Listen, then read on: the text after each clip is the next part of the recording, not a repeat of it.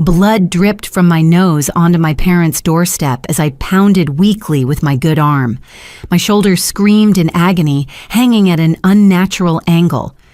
20 minutes ago, my brother-in-law Marcus had thrown me against their kitchen counter because I wouldn't sign mortgage papers. My sister stood there watching, then said I deserved it for being selfish. Now as consciousness slipped away and my knees buckled, I heard my mother's scream through the door. Everything went black before I could tell her what happened. 3 weeks earlier, life seemed normal. I worked as a pediatric nurse at Children's Hospital of Philadelphia, living in my small one-bedroom apartment in Center City. My daily routine consisted of 12-hour shifts, caring for sick children, grabbing coffee from the cart outside the hospital, and collapsing into bed with just enough energy to water my struggling succulent collection. My sister Lauren had always been the family's golden child. 5 years older than me, she'd married Marcus Fitzgerald right out of college. He worked as a senior real estate agent at one of the city's premier firms, always dressed in perfectly tailored suits and driving his latest model BMW. Their wedding had been a country club affair with 300 guests, a string quartet, and flowers that cost more than my car. They lived in a stunning 4-bedroom colonial in Radnor, complete with a circular driveway and professionally landscaped gardens. Every holiday, Lauren would give us tours of their latest renovations. The kitchen with its waterfall marble island, the master bathroom that looked like a spa, the finished basement with a full bar and theater system. Mom would beam with pride while Dad nodded approvingly at Marcus's business acumen.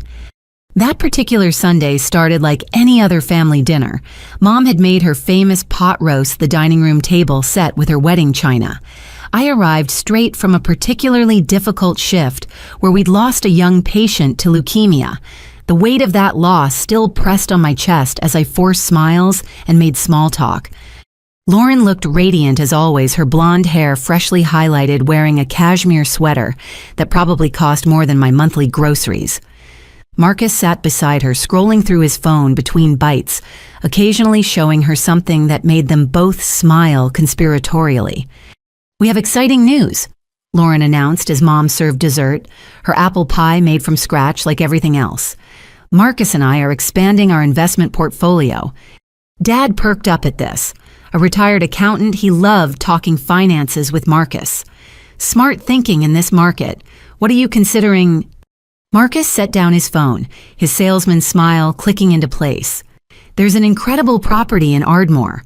4 units perfect for rental income. The numbers are phenomenal." Mom clasped her hands together. "How wonderful you two are, so ambitious. Jacqueline, isn't this exciting?" I nodded, genuinely happy for them despite my exhaustion. Financial success had never been my priority. I'd chosen pediatric nursing knowing it would never make me wealthy. But seeing my sister thrive had always brought me joy, even if our paths diverged so dramatically. "The seller is motivated." Marcus continued, his green eyes sharp with calculation. "We need to move fast. Banks are being conservative with investment loans right now, wanting additional security." Lauren reached across the table and grabbed my hand. Her manicured nails pressed into my skin just slightly. "Which brings us to our request. We need a co-signer for the mortgage. Family helps family, right, Jacqueline?" The room went silent. Even the grandfather clock in the hallway seemed to pause its ticking. Everyone's eyes turned to me. Mom's hopeful, Dad's expectant, Lauren's confident, Marcus's calculating. My throat went dry. A co-signer. That's a big responsibility. "Not really." Marcus jumped in smoothly. "With our income and credit, it's just a formality. Banks want to see family support for investment properties. You wouldn't actually be responsible for anything." Something in his tone made my nursing instincts flare.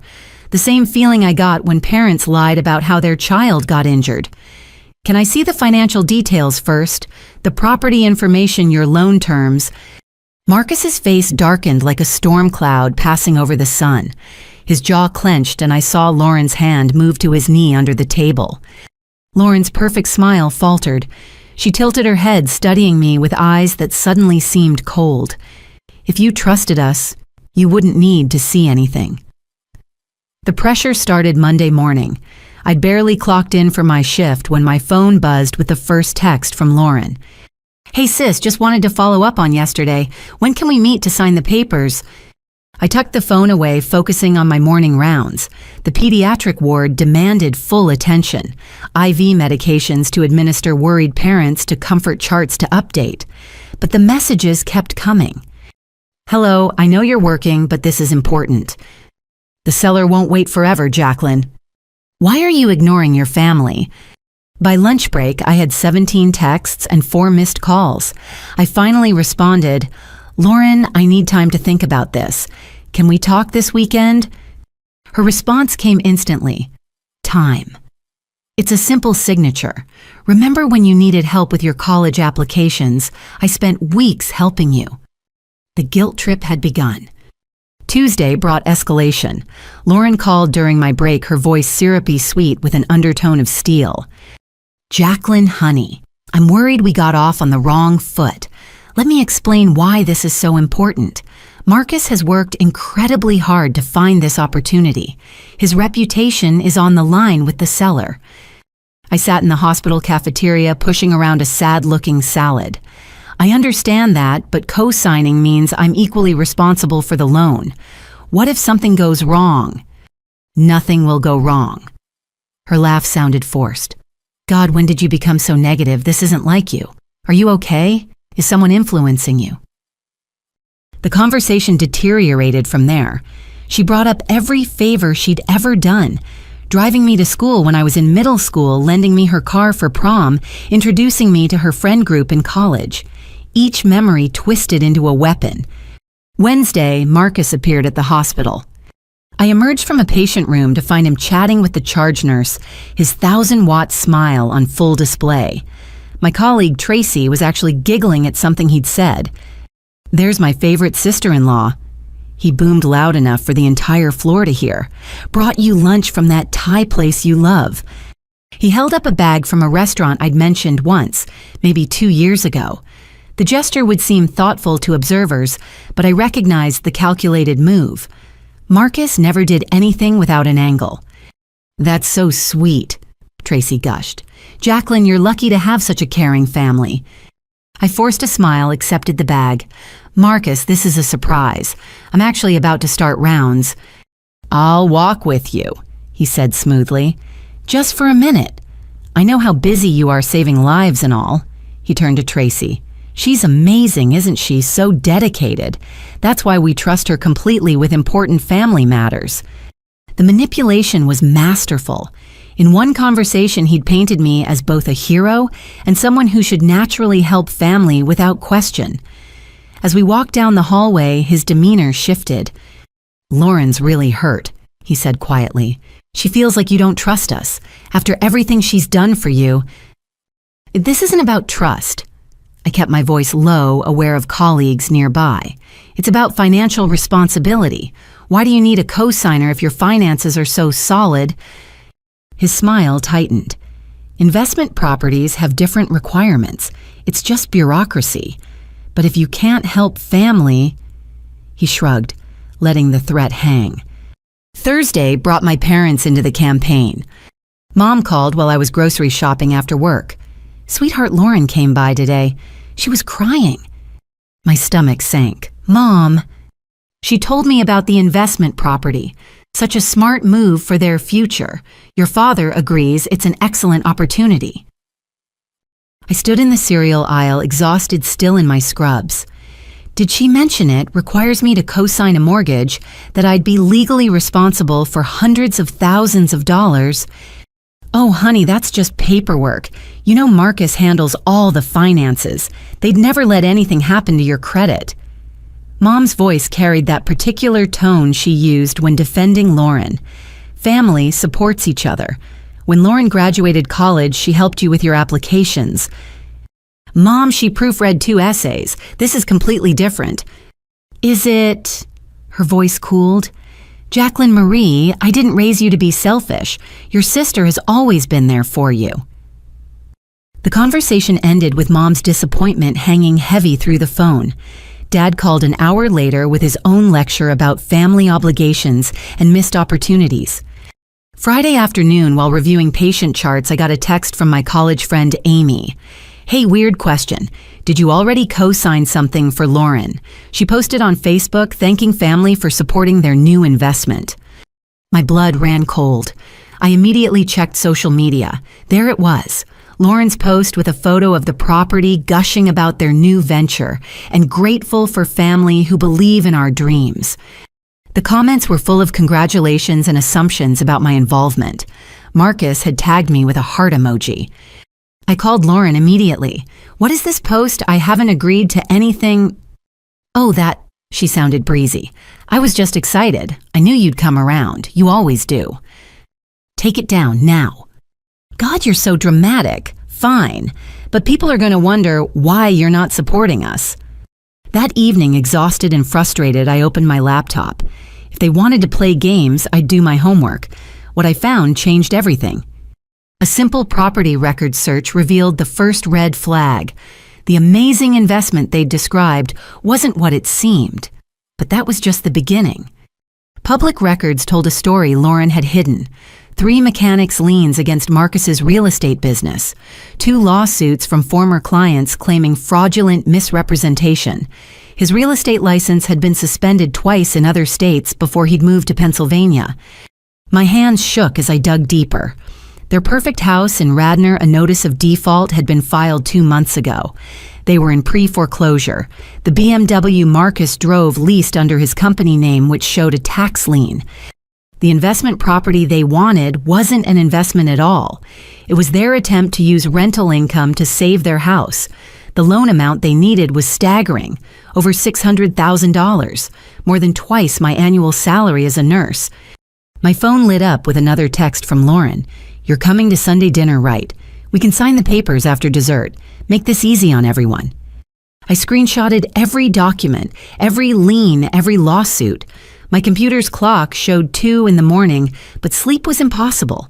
How had I never seen through their perfect facade? How many family dinners had they attended while drowning in debt, smiling and lying to everyone? An email notification popped up just as I was about to close my laptop. My credit monitoring service, new inquiry alert. Someone had run my credit report.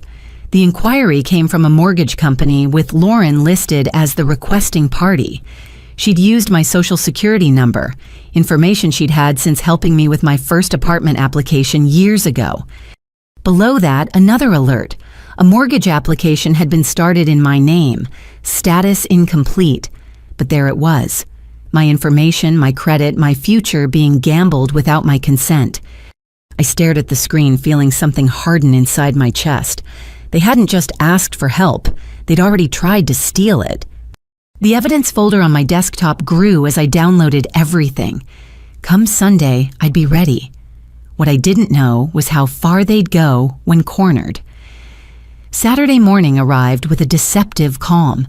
I'd barely slept, my mind churning through the discoveries of the night before. The coffee maker gurgled as I spread printed documents across my tiny dining table.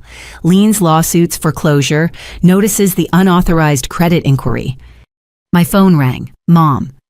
"Jacqueline, what should I make for dinner tomorrow? I was thinking chicken parmesan, Marcus's favorite."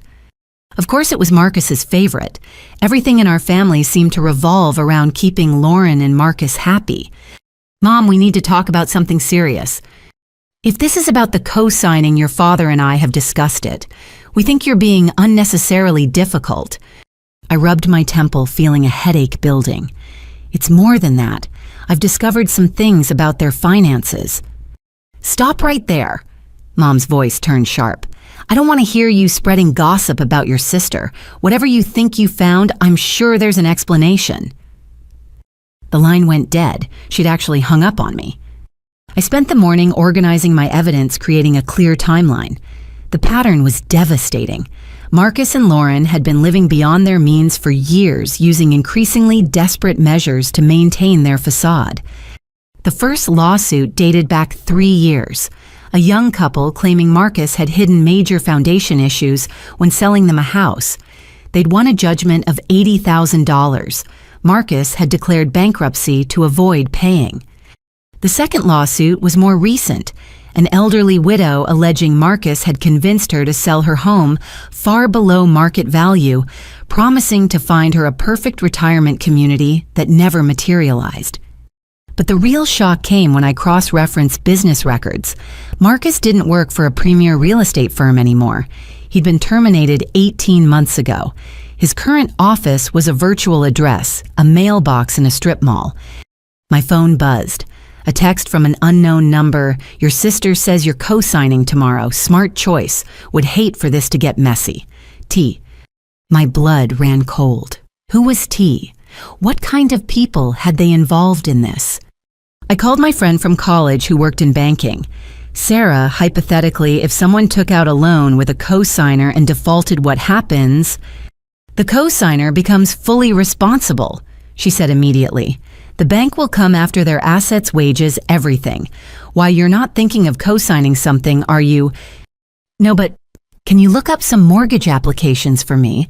I think someone may have started one with my information." Sarah's tone shifted to concern. "That's fraud, Jacqueline. If someone's using your information without consent, you need to file a police report immediately." After we hung up, I sat in my quiet apartment surrounded by evidence of my sister's deception.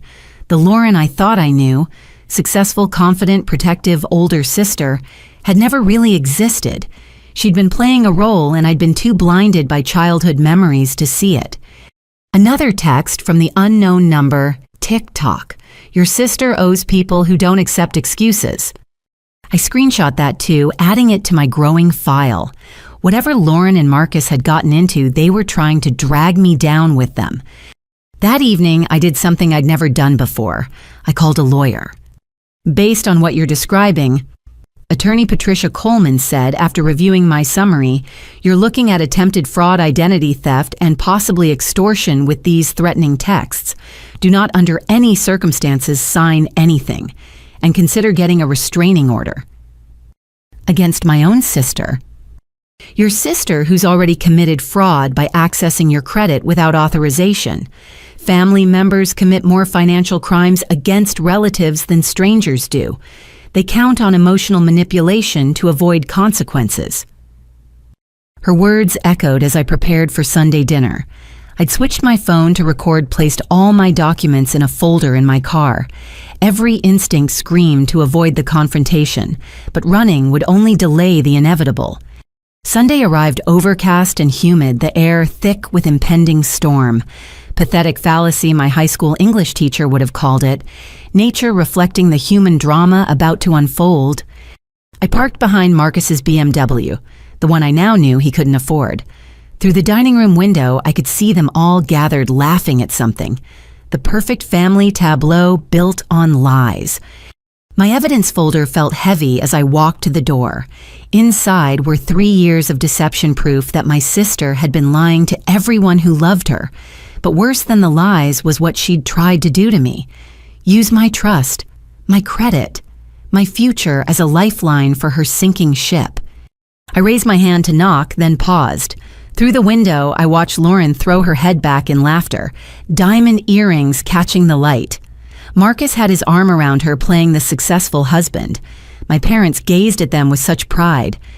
In a few minutes, I would shatter that illusion. Part of me wanted to turn around, pretend I'd never learned the truth.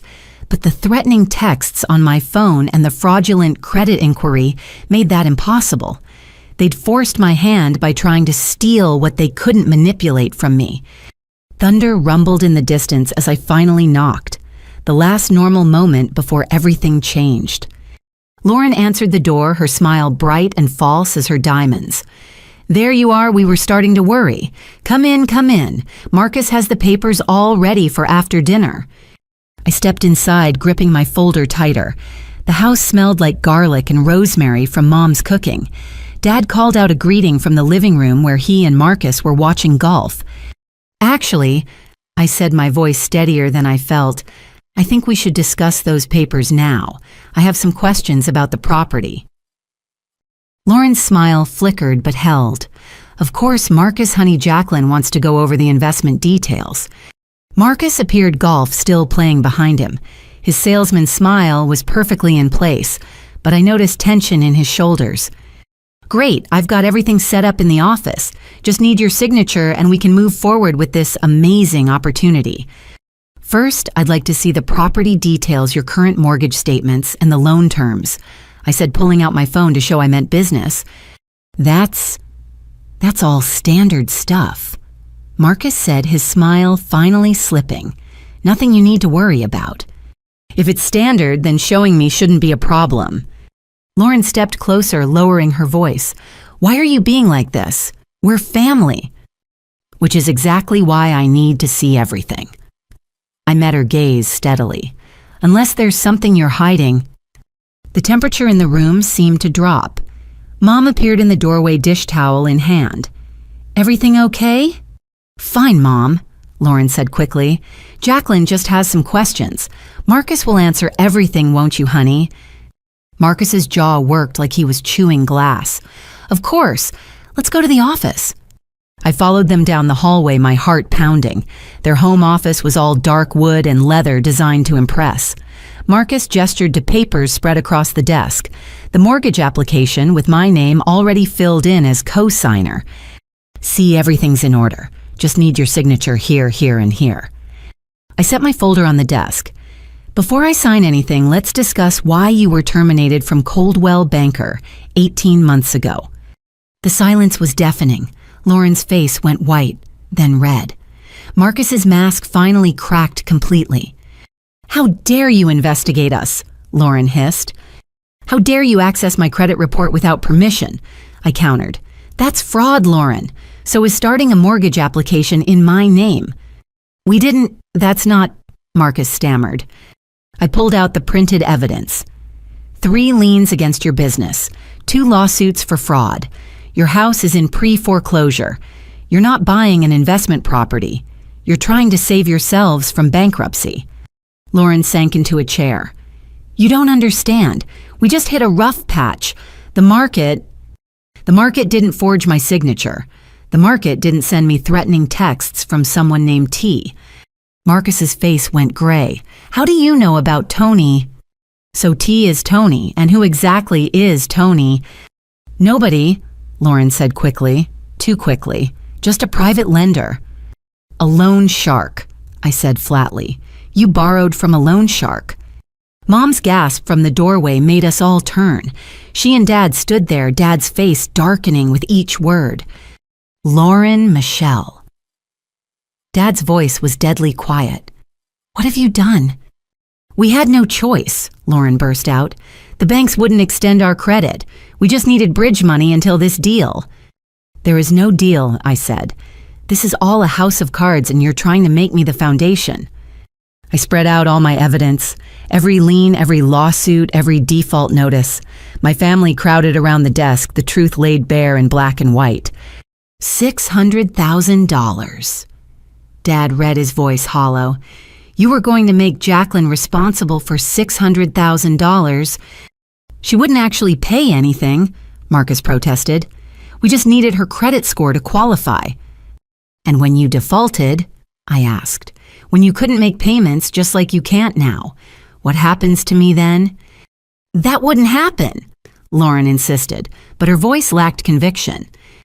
Like it didn't happen to the elderly woman you defrauded or the couple with the foundation problems. Those lawsuits were dismissed, Marcus said. After you declared bankruptcy to avoid paying, I corrected. I have all the court documents.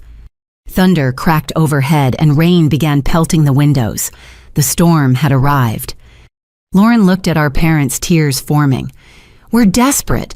If we lose the house, we lose everything. I'm pregnant. Everyone froze. Mom's hand flew to her heart. Pregnant. 4 months, Lauren whispered, hand on her belly. We've been trying for so long, and now we might be homeless. The manipulation was breathtaking. Even knowing everything I knew, I felt the pull of sympathy. Marcus moved to Lauren's side, the united front. You see, he said, this is about family, about our baby. How can you turn your back on your nephew or niece? But I'd learned to recognize their patterns now. The perfectly timed revelation, the emotional manipulation, the guilt. If you're really pregnant, I said slowly, then you need stability, real stability, not a house of cards built on fraud and lies. How can you be so cold? Lauren cried. I'm your sister. My sister who committed identity theft. My sister who tried to forge my signature. My sister who was ready to destroy my financial future to save yourself. Dad stepped forward. Everyone calm down. Lauren, is this true? All of it. She couldn't meet his eyes. That was answer enough. And this Tony person, Dad continued, how much do you owe him? Marcus and Lauren exchanged a look. $50,000, Marcus admitted. But we told him Jacqueline was co-signing. He's expecting... You told a loan shark I was your guarantor. My voice rose despite my efforts to stay calm. Without my knowledge or consent... We knew you'd come through, Lauren said. You always do. You're the good one. The easy mark, you mean. Lightning flashed, illuminating everyone's faces in harsh relief. In that moment, I saw clearly Lauren's desperation, Marcus's calculation, my parents' dawning horror at what their golden child had become. I won't sign, I said firmly. Not the mortgage, not anything. And if you put my name on any documents, I'll file fraud charges. Marcus's face twisted into something ugly. You have no idea what you're doing. Tony doesn't accept no for an answer. He's expecting this deal to go through. Then you'll have to tell Tony the truth, that you lied about having a co-signer. It's not that simple. Marcus slammed his hand on the desk, papers scattered. These people don't just walk away. Should have thought of that before you borrowed from them, Dad said. His military bearing had returned, protective instincts engaged. Jacqueline, do you have somewhere safe to stay tonight? Dad, I'll be fine. Answer the question. My apartment has good security. You'll stay with us tonight, Mom decided. Lauren, Marcus, I think you should leave. Mom, Lauren protested. You're taking her side. There are no sides, Mom said sadly. There's just the truth. And the truth is you tried to defraud your sister. You need help, Lauren, professional help. Marcus stood, pulling Lauren up. This is a mistake. You're making a huge mistake. The only mistake, I said, was trusting you. They gathered their things in tense silence. At the door, Lauren turned back. I hope you can live with yourself when we're on the street. I hope you can live with yourself knowing you tried to put me there instead, I replied. The door slammed behind them. Mom immediately locked it, then pulled me into a hug. I'm so sorry, she whispered. I should have seen it. Should have protected you. Dad was already on the phone with his lawyer friend. Yes, tonight if possible.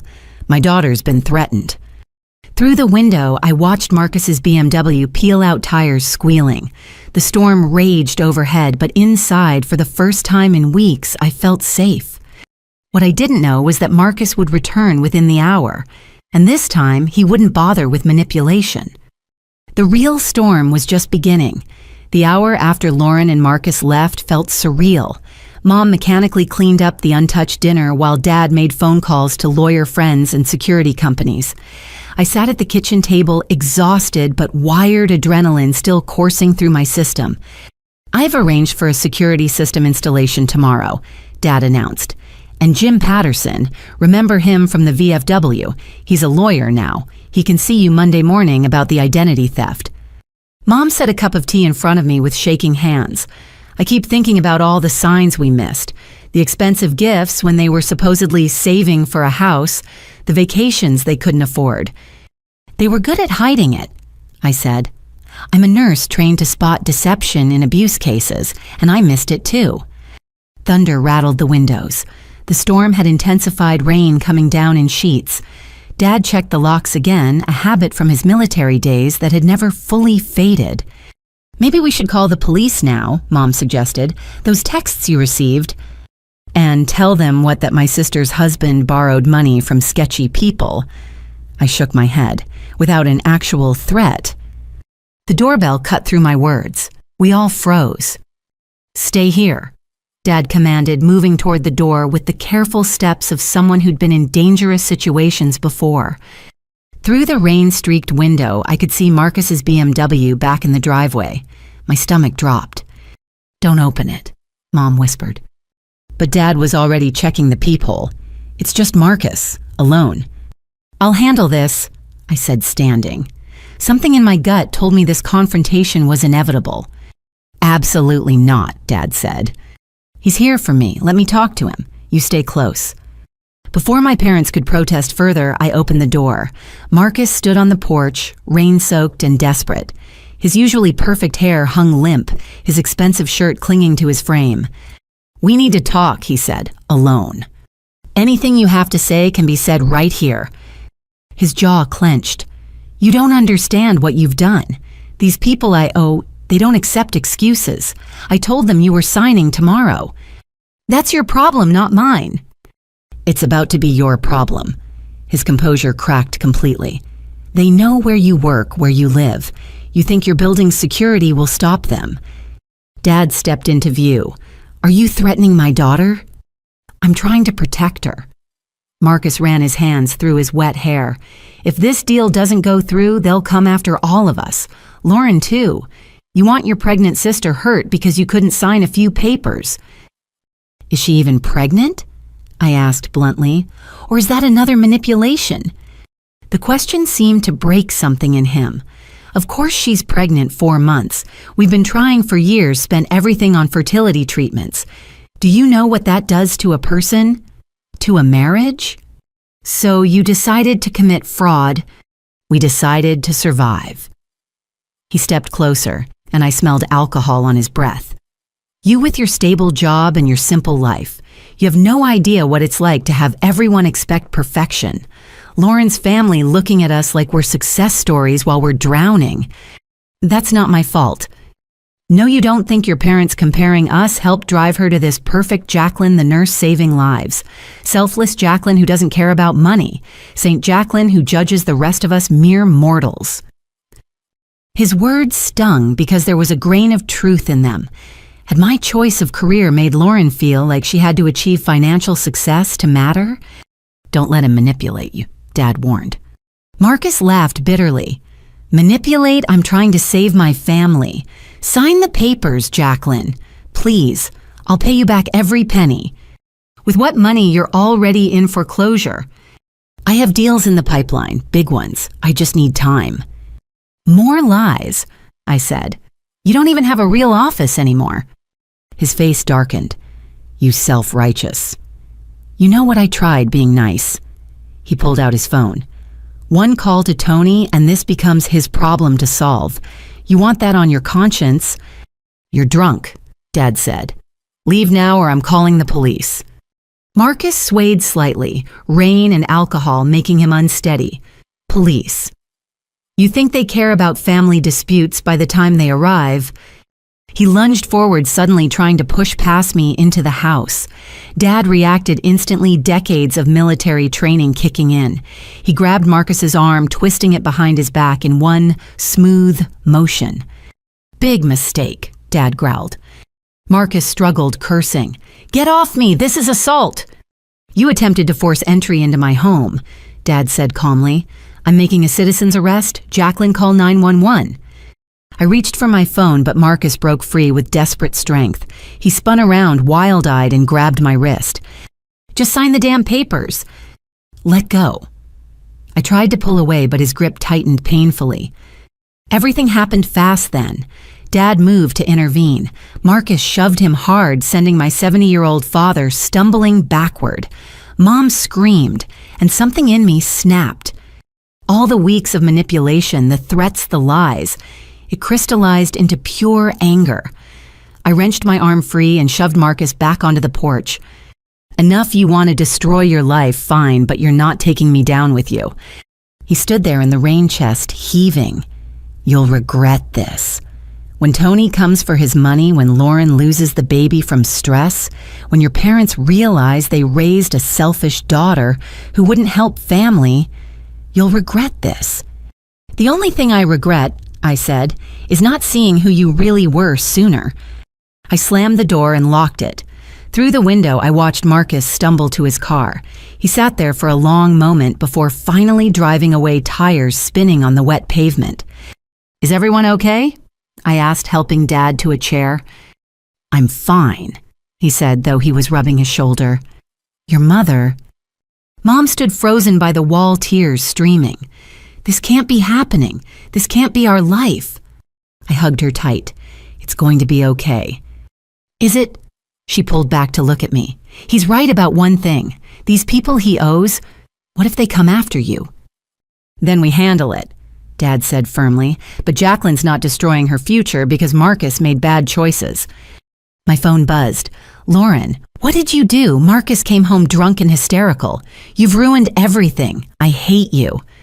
Then another text from the unknown number. "Your brother-in-law says there's a problem with our arrangement. Let's discuss this in person. Tony." My hands shook as I showed Dad the message. "That's it," he said. "We're calling the police now." As I dialed, I thought about how quickly life could change. 3 weeks ago, my biggest worry was keeping my succulent alive. Now I was calling the police about loan sharks and family members who'd become strangers. The operator answered. 911, what's your emergency?" "I need to report extortion and assault threats." I began, my voice steadier than I felt. Outside, the storm raged on, but it was nothing compared to what was coming. Because in less than 24 hours, Marcus would make good on his threats, and the attack would be more vicious than anything I could have imagined. The police took our statements with professional detachment. Officer Rodriguez, a woman about my age with kind eyes, made careful notes while her partner photographed the bruises already forming on my wrist from Marcus's grip. "This Tony person who's been texting you," she said, "do you have any other information about him?" "Just the texts and what Marcus said. He owes him $50,000. "Loan sharking is a federal crime," Officer Rodriguez explained. "We'll need to involve the FBI if this escalates. For now, we'll file a report and increase patrols around your apartment and parents' home." After they left, none of us could sleep. We sat in the living room, the Weather Channel playing mutely as the storm continued outside. Around 3 in the morning, my phone rang. Lauren. "Don't hang up," she said immediately. Her voice was different, cold, calculated. "We need to meet tomorrow, just you and me." "After what happened tonight, no." "You don't understand what you've started. Tony went to our house. Marcus had to promise him something to make him leave." My blood chilled. "What did he promise?" "You. He promised you'd sign by Monday, or..." She paused. "Or they'd collect from you directly." "That's kidnapping, extortion. The police won't do anything until something actually happens, and by then..." She let the threat hang. "Meet me at Dock Street Coffee at noon. Public place. Just to talk." "Why should I trust you?" "Because despite everything, I'm still your sister, and I'm trying to save your life." She hung up before I could respond. I stared at the phone, weighing my options. Everything screamed trap, but the alternative was waiting for Tony to make his move. "I'm going with you," Dad said. He'd heard everything. She said alone. I don't care what she said. We argued until dawn, finally compromising. He'd wait in his car outside watching. One signal from me and he'd intervene. Noon came too quickly. Dock Street Coffee was busy with the Sunday lunch crowd. Families with strollers, college students with laptops, the normal world continuing while mine imploded. Lauren sat in a corner booth, sunglasses on, despite being indoors. When she removed them, I gasped. Her left eye was swollen, nearly shut, purple and green bruising spreading across her cheekbone. "Marcus," I whispered, sliding into the opposite seat. She nodded once curtly. "After the police left your parents. He blamed me for involving you, said I should have convinced you better." "Lauren, you need to leave him. File charges." "With what money, where would I go?" She laughed bitterly. "You think shelters take women who committed fraud, who have loan sharks after them. So your solution is to throw me to the wolves." "My solution was for you to sign the papers like families should." Her good eye blazed with anger. "But you had to be noble, had to be right." "I had to protect myself." From what we would have made the payments, how you're already broke. I'm pregnant. The words exploded from her. Several nearby customers looked over. She lowered her voice. 4 months pregnant after 5 years of trying 3 miscarriages and more money than you can imagine spent on treatments. This baby is everything to us. Her hand went to her stomach protectively. Even through my anger, I felt a stab of sympathy. If that's true, then you need to think about the baby's future. What kind of life will it have with parents in prison? Prison, she scoffed. You think rich people go to prison for financial crimes? Marcus's parents will hire lawyers. We'll get probation at worst. His parents who cut him off 18 months ago. Her face fell. How did you... I did my homework. They know about his scams, don't they? That's why they stopped funding your lifestyle. They're complicated people. But when they find out about the baby... She trailed off and I realized she was banking on a grandchild softening them. Lauren, listen to me. You need to go to the police. Tell them about Tony, about the threats. Get into witness protection if necessary. You watch too much TV. She pulled out her phone, showed me a photo that made my stomach lurch. It was my apartment building taken from across the street, a red circle drawn around my window. This was sent to Marcus this morning. Tony knows where you live. Then I'll move. Where?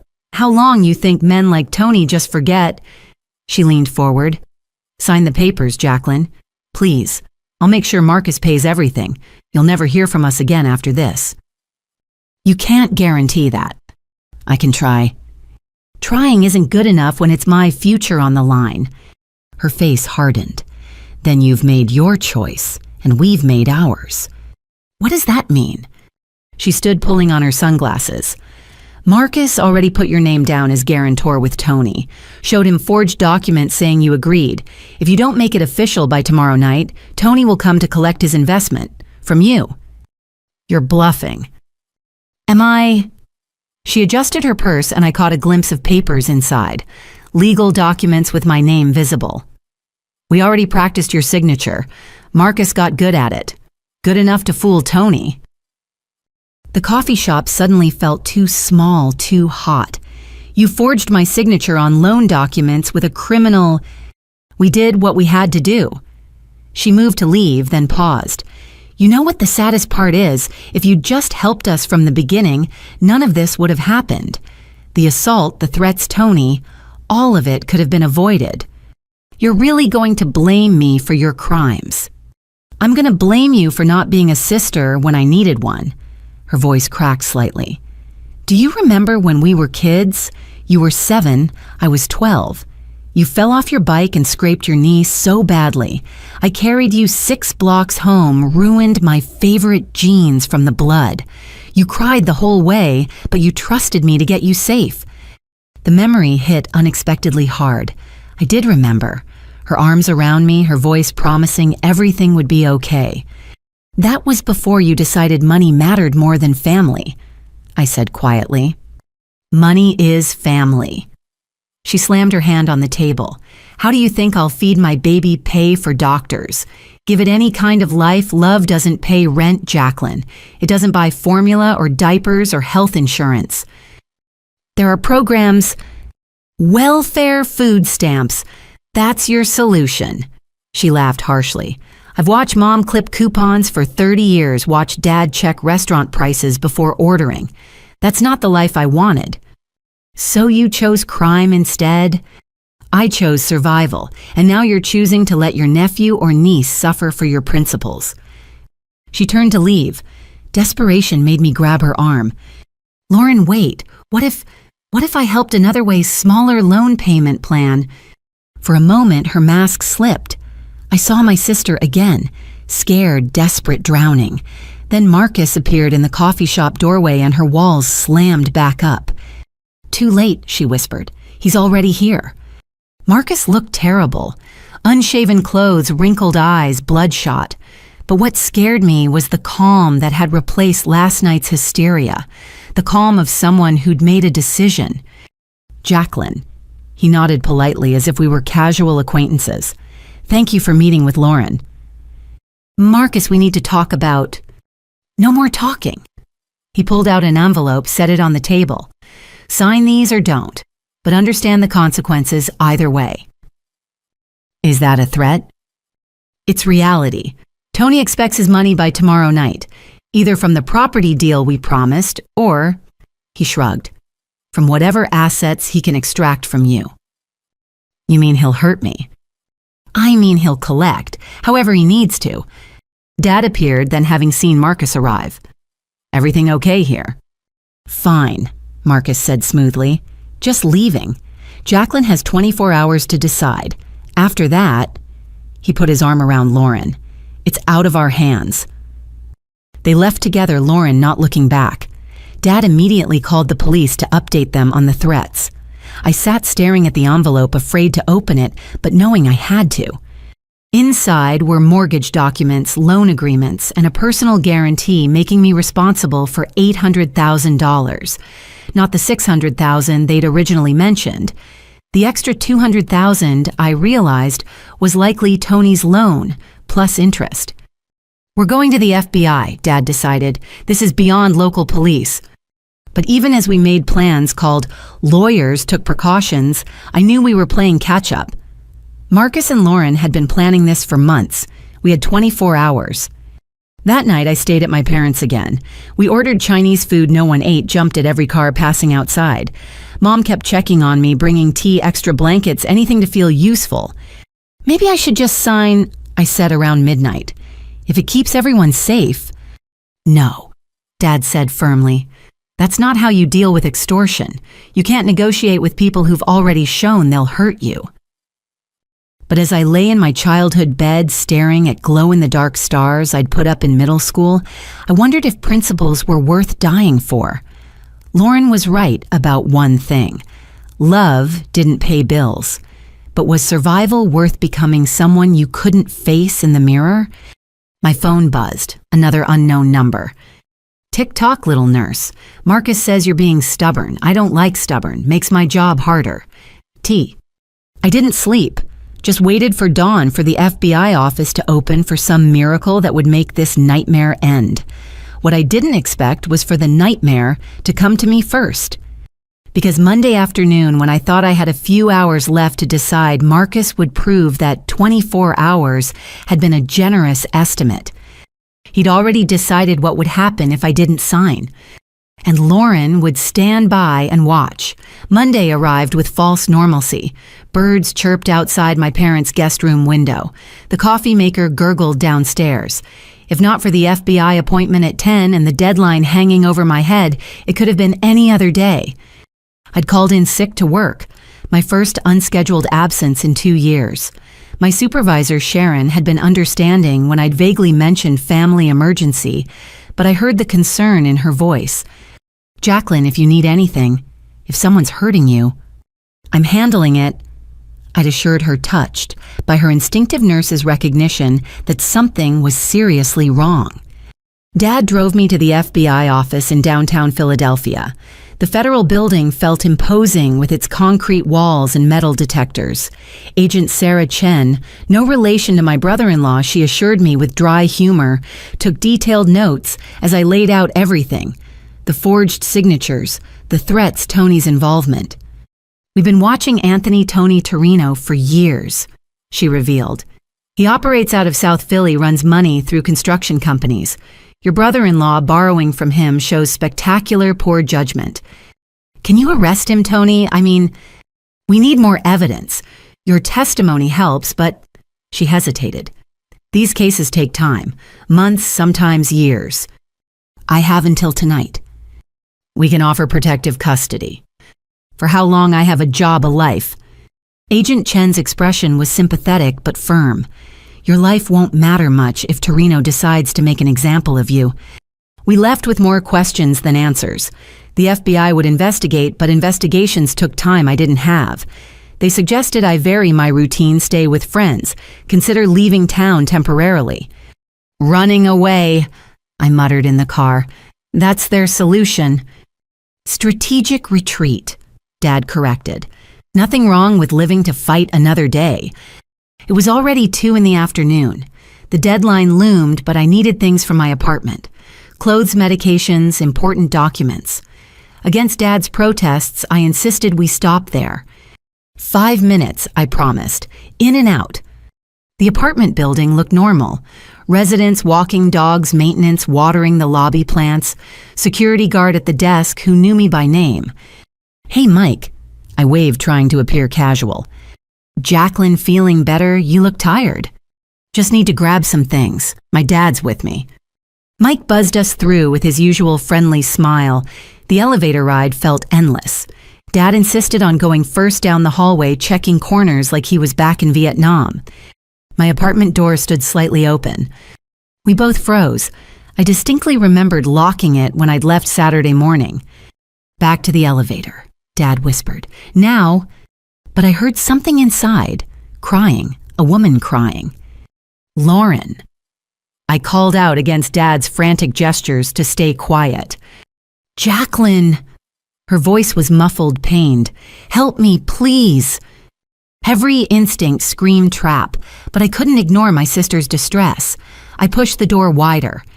Lauren sat on my living room floor, holding her stomach, blood on her jeans. Her face was even more bruised than yesterday, lips split, one arm hanging strangely. "The baby," she gasped. "I think I'm losing the baby." I rushed forward, nurse training overriding caution. "How long have you been bleeding? Are you having contractions?" He pushed me down the stairs. Tears mixed with blood from her nose. "Said it was my fault you wouldn't sign. My fault for not controlling you better. We need to get you to the hospital." The door slammed shut behind us. Marcus stepped out from behind it, and my blood turned to ice. He looked completely unhinged, pupils dilated, movements jerky, a baseball bat in his hand. "Family reunion," he said with a smile that didn't reach his eyes. How touching. Dad moved between us. "Put the bat down, son." "I'm not your son." Marcus swung the bat experimentally. "Your daughter made sure of that when she destroyed my life." "Marcus, please," Lauren whimpered. "You promised no weapons." "Shut up," he whirled on her. "You said she'd come if you were hurt. Well, you were right. Good job." The full horror hit me. "You threw your pregnant wife down the stairs as bait." "She's not pregnant," Marcus said casually. "Never was. Found the fake ultrasound website in her browser history last night. Another lie.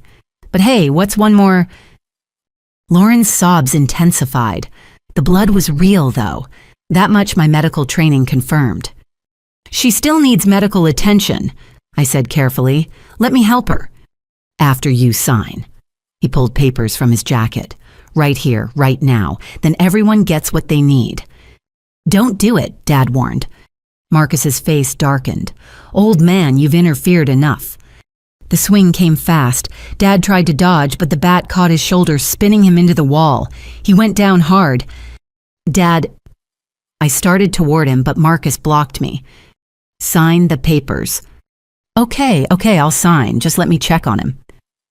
Papers first. My hands shook as I took the documents. $800,000 of debt with my name on it.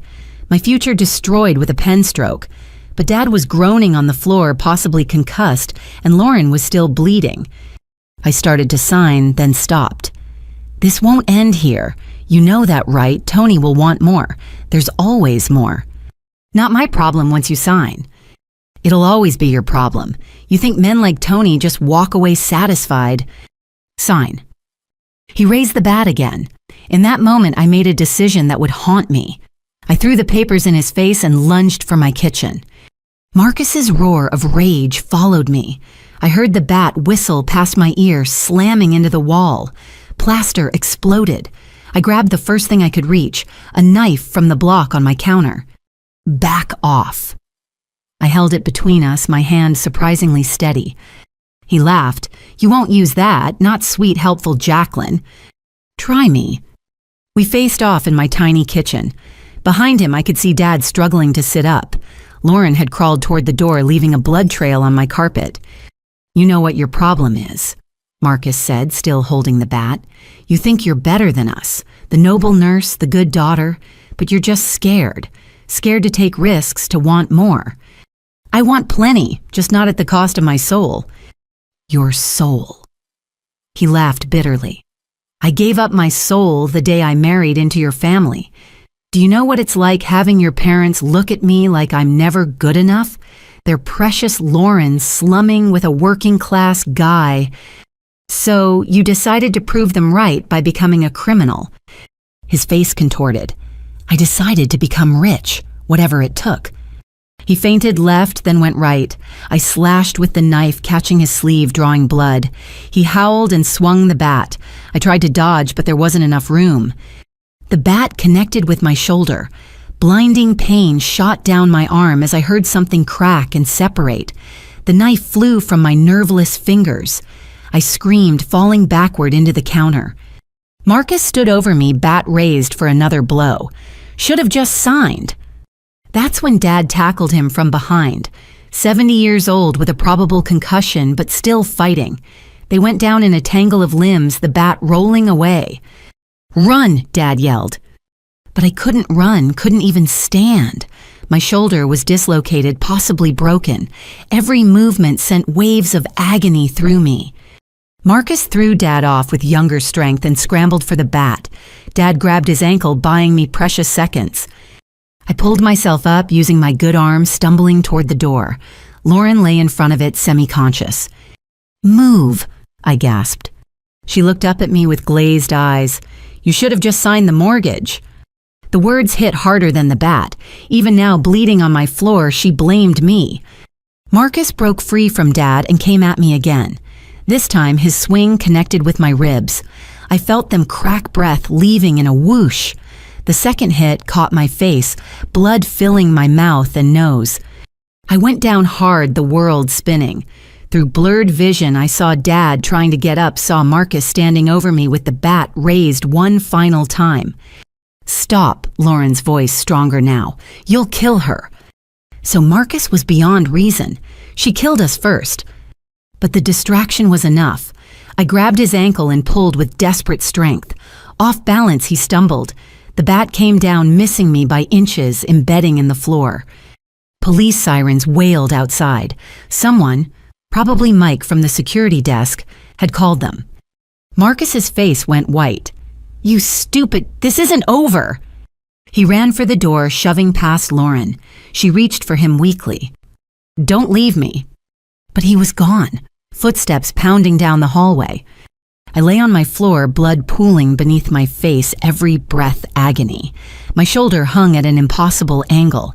Dad crawled over his hands, gentle on my head. "Stay with me, baby girl, help's coming." Lauren dragged herself closer. "Jacqueline, I'm sorry, I'm so sorry." I tried to speak, but only blood came out. The room kept tilting. "Should have signed," she whispered again, and I couldn't tell if it was regret or continued blame. The last thing I remembered was Dad's voice, urgent and scared. "She's losing consciousness. Hurry." Then darkness took me, but not before one final thought: I needed to get to my parents' house. They needed to know what happened. I didn't know if I'd make it. Consciousness returned in fragments. Pain first, searing, overwhelming. Then sounds. Dad's voice arguing with someone, sirens getting closer. I forced my eyes open to find chaos in my apartment. "Don't move," Dad commanded, his hand steady on my forehead. "Paramedics are almost here." Lauren had pulled herself against the wall, pressing kitchen towels between her legs to stem the bleeding. Her eyes met mine, hollow with shock. "He's going to kill us," she whispered. "When he realizes the police are involved, he'll come back to finish it." I tried to respond, but my mouth was full of blood. Spitting it out sent lightning through my ribs. "Need to go," I managed. "Parents' house, tell Mom." "You're not going anywhere." Dad started, but I gripped his hand with desperate strength. "Recording." I fumbled for my phone with my good hand. In my pocket, everything's recorded. His eyes widened as he carefully extracted my phone. In my terror, I'd forgotten I'd started recording when I entered the apartment, a habit from documenting evidence. The entire attack was captured. "Holy God," Dad breathed, seeing the recording still running. "This is evidence. This proves everything." Footsteps thundered in the hallway. Not paramedics. Too heavy, too fast. Marcus. "He's coming back." Lauren whimpered. Adrenaline flooded my system. Using the counter, I hauled myself upright despite the agony. My right arm hung useless shoulder, clearly separated. Blood ran from my nose and mouth, but I was vertical. Back door, I gasped. Service elevator. Dad didn't argue. He pulled Lauren to her feet, supporting her weight.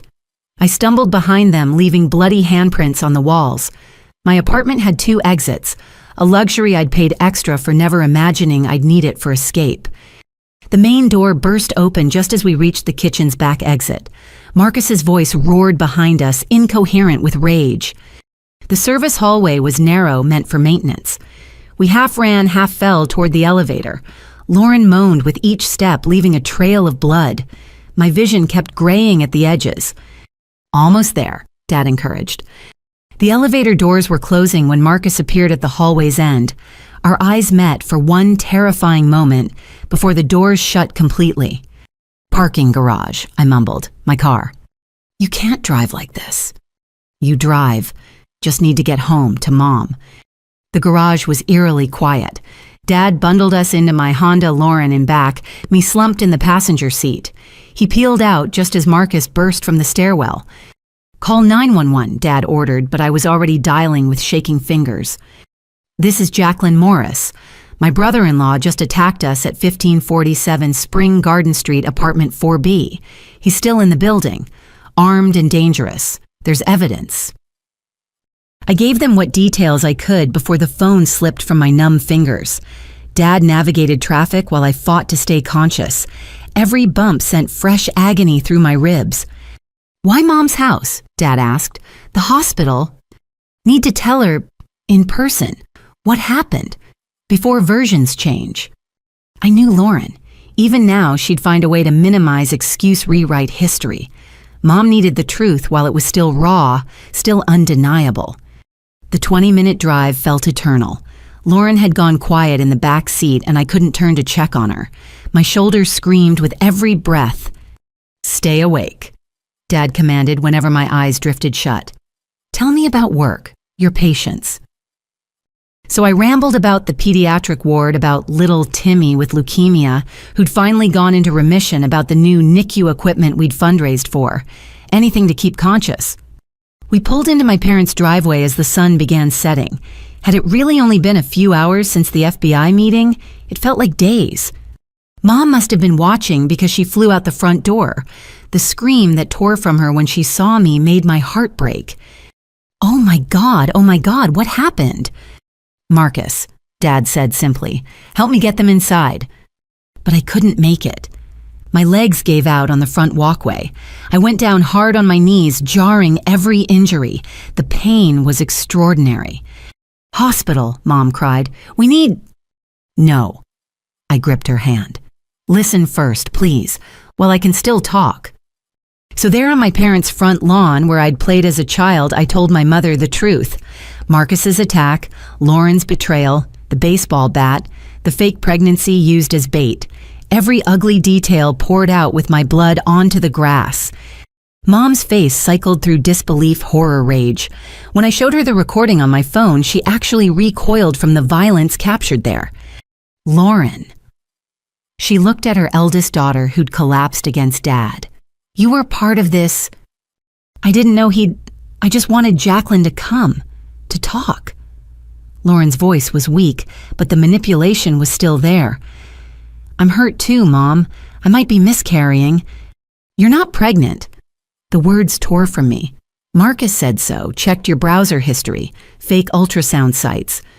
The last bit of color drained from Lauren's face. That's not... I was pregnant. I lost it last month, but I couldn't tell Marcus. He was already so stressed. Another lie, the truth. Did it matter anymore? Inside, Dad decided, before neighbors call police. They half carried me to the door. My shoulder was past agony now, nerves going numb. Blood dripped steadily from my nose onto my parents' pristine walkway. At the threshold, my legs gave out completely. The world tilted sideways. I can't, I whispered. I'm sorry, Mom, I can't. She knelt beside me, tears streaming. It's okay, baby. You're home. You're safe. But we weren't safe. Marcus was still out there, probably fleeing the police, but certainly planning his next move. Tony's deadline hadn't been met. The danger was just beginning. I tried to say all this, but words wouldn't come. The edges of my vision went dark. "She's going into shock," Dad said urgently. "Call 911 now." Mom ran for the phone while Dad elevated my legs, military medical training kicking in. Lauren crawled closer, reaching for my hand with bloody fingers. "I'm sorry," she kept repeating. "I'm so sorry." But sorry didn't fix my shoulder. Sorry didn't unbreak my ribs or stop the blood flowing from my face. Sorry didn't undo the moment she'd stood by while her husband beat me with a bat. As consciousness slipped away, I heard sirens approaching. Police or ambulance, I couldn't tell. Maybe both. "Jacqueline, stay with us," Mom's voice desperate and afraid. But I was falling, tumbling into darkness where the pain couldn't follow. My last coherent thought was that I'd made it home. I told the truth. Whatever happened next, at least Mom knew. Everything went black just as the sirens reached our street. I'd collapsed on my parents' doorstep, begging for help, just like I'd imagined in those terrifying minutes after the attack. Except this time, help might not come fast enough. The world swam back into focus in fragments. Red and blue lights painted the ceiling, voices urgent and professional. Someone was counting. 1, 2, 3, lift. I was moving, floating. No, being carried. The stretcher rolled across my parents' doorstep where I'd collapsed moments or hours ago. Time had become elastic, meaningless. "Jacqueline, can you hear me?" A paramedic's face appeared above me, young and serious. "Squeeze my hand if you can hear me." I tried, but my body felt disconnected, operating on a delay. Finally, my fingers twitched against his. "Good. You're doing great. We're taking you to Jefferson Hospital." I tried to speak, tasted copper, more blood. The paramedic fitted an oxygen mask over my face. "Don't try to talk. You've lost a lot of blood." Through the ambulance doors, I glimpsed my parents' lawn. Crime scene tape already being strung up. Officers with notebooks. Mom clutching Dad, her face a mask of anguish. "My parents," I managed to whisper. "They're following in their car," the paramedic assured me. The doors slammed shut. The sirens started. Each bump in the road sent fresh agony through my ribs. The paramedic worked around me, starting IVs, checking vitals, radioing ahead to the hospital. 29-year-old female assault victim, dislocated right shoulder, possible fractured ribs, facial trauma, significant blood loss. His clinical words reduced my nightmare to medical terminology. Just another trauma case rolling into the ER. Except I worked at a different hospital. My colleagues at Children's Hospital would hear about this. The gossip would spread like wildfire. The ambulance swayed around a corner and I glimpsed another stretcher. Lauren. She lay still, IVs already running her face gray beneath the bruises. "Is she?" I started. "She's stable," the paramedic said. "You both are. Just rest." But rest meant letting go, and I couldn't. Not yet. Not until I knew my parents were safe, that Marcus had been caught, that this nightmare was ending instead of escalating. The hospital's emergency bay approached in a blur of motion. Doctors and nurses waited, their faces professionally calm, but movements urgent. They transferred me from ambulance to hospital stretcher in one smooth motion. "Trauma 2, someone called out. The ceiling tiles flashed by overhead. 1, 2, 3, 4. I counted them like sheep trying to stay grounded. The trauma bay was controlled chaos. Nurses cutting away my blood-soaked clothes, doctors calling out orders machines beeping their electronic symphony. "Jacqueline, I'm Dr. Rodriguez." A woman with kind eyes behind surgical glasses leaned over me. "We're going to take good care of you. Can you tell me where it hurts most?" "Everywhere," I croaked. She smiled slightly. "Let's start with what we can see. Your shoulder is dislocated. We'll need x-rays to check for fractures before we reduce it. Your nose is broken and you've got some cracked ribs. We're running blood work now." They worked with efficiency I recognized from my own hospital experience. Professional distance mixed with genuine care. But being on this side of treatment felt surreal, like watching someone else's medical drama. Parents, I asked between procedures. Waiting room, a nurse assured me. Would you like me to update them? I nodded, then regretted it as the room spun. They'd already taken my phone for evidence, so I couldn't check the recording. Couldn't make sure the proof of Marcus's attack was safe. X-rays confirmed what Payne already told me: 3 cracked ribs, a clean shoulder dislocation, a fractured nose, and a mild concussion. Lucky, they said. Could have been much worse. We need to reduce your shoulder, Dr. Rodriguez explained. It's going to hurt, but then it'll feel better. They gave me something for the pain that made the edges of the world go soft. But when they manipulated my shoulder back into place, no amount of medication could touch that agony. I screamed. Then merciful darkness claimed me again. I woke in a different room, quieter. A regular hospital room with soft beeping and afternoon light filtering through blinds. My shoulder was immobilized in a sling, my ribs wrapped tight. Breathing hurt but felt possible. There she is. Mom sat beside my bed, aged 10 years since morning. How do you feel, sweetheart? Like I got hit by a truck. My voice was rough nasally from the nose splint. Where's Dad, Lauren? Dad's talking to the police. Lauren, Mom's face tightened. She's in surgery. Surgery. She was hemorrhaging. They couldn't stop it without... She paused. She wasn't pregnant, but there were complications from a recent procedure. The doctors think she tried to terminate something that wasn't there. Self-induced trauma to support her lie. The horror of it washed over me. Lauren had hurt herself to sell the fake pregnancy, then Marcus had hurt her worse. A spiral of deception and violence that had caught us all. Has Marcus been arrested? Mom nodded.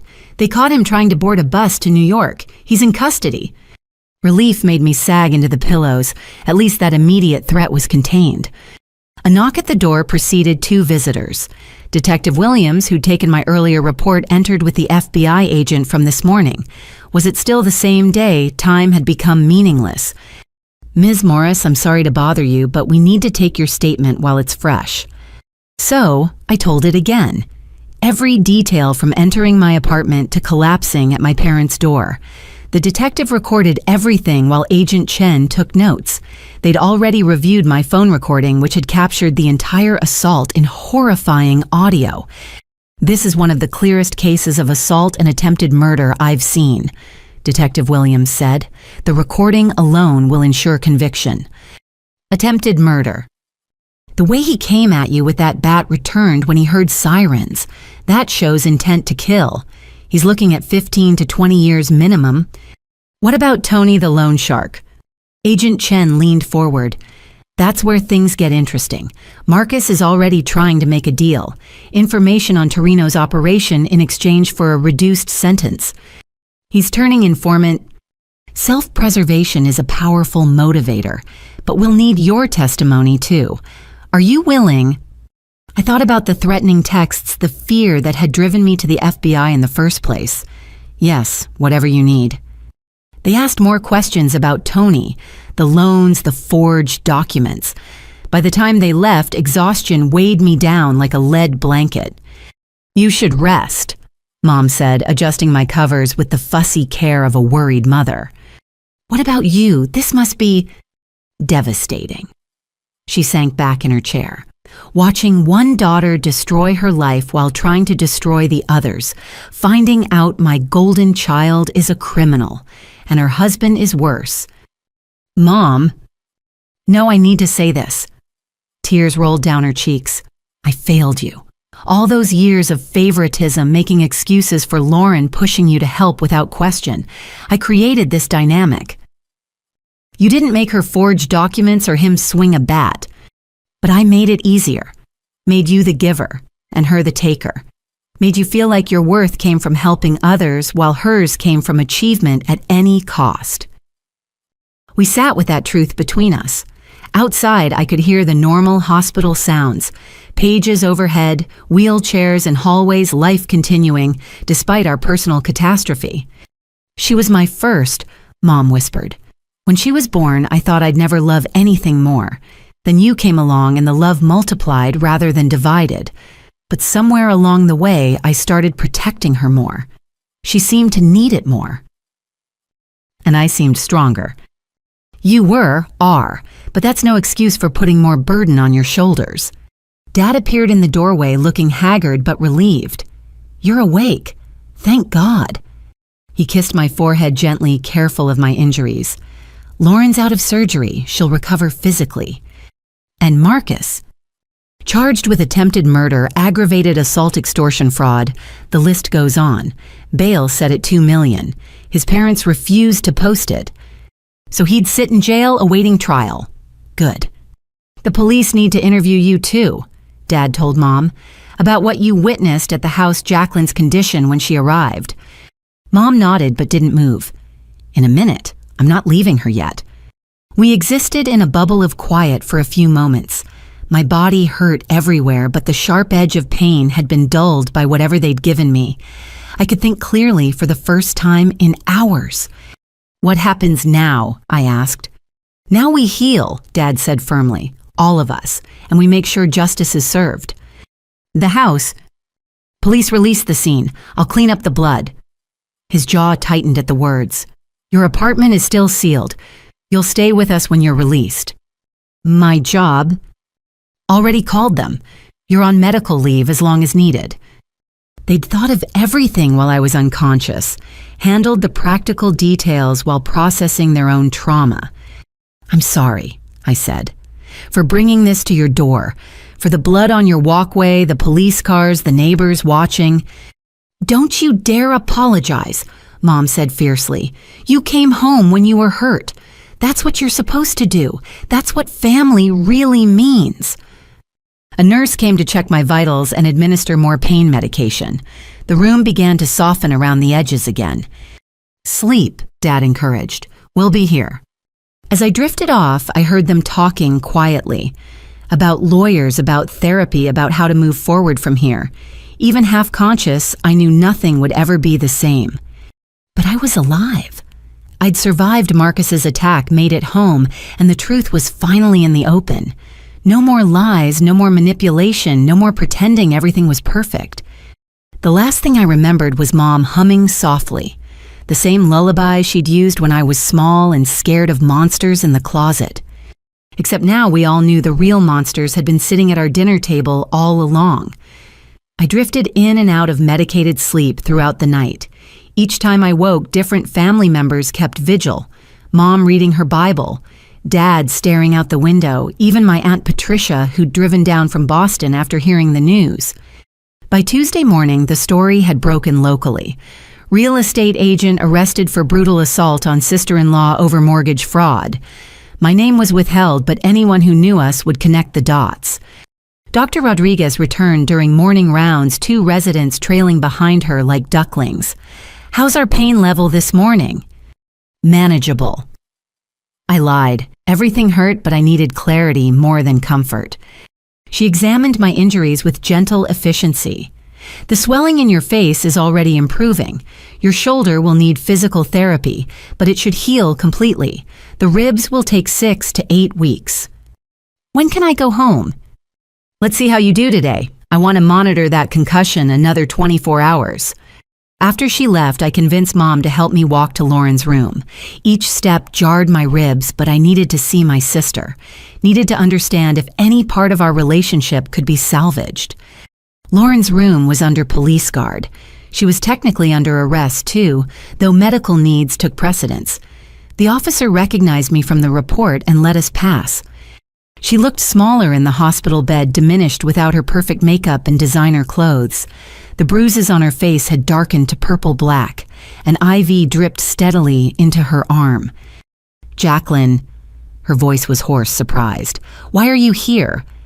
You're my sister, I said, simply lowering myself carefully into the visitor's chair. Still, after everything.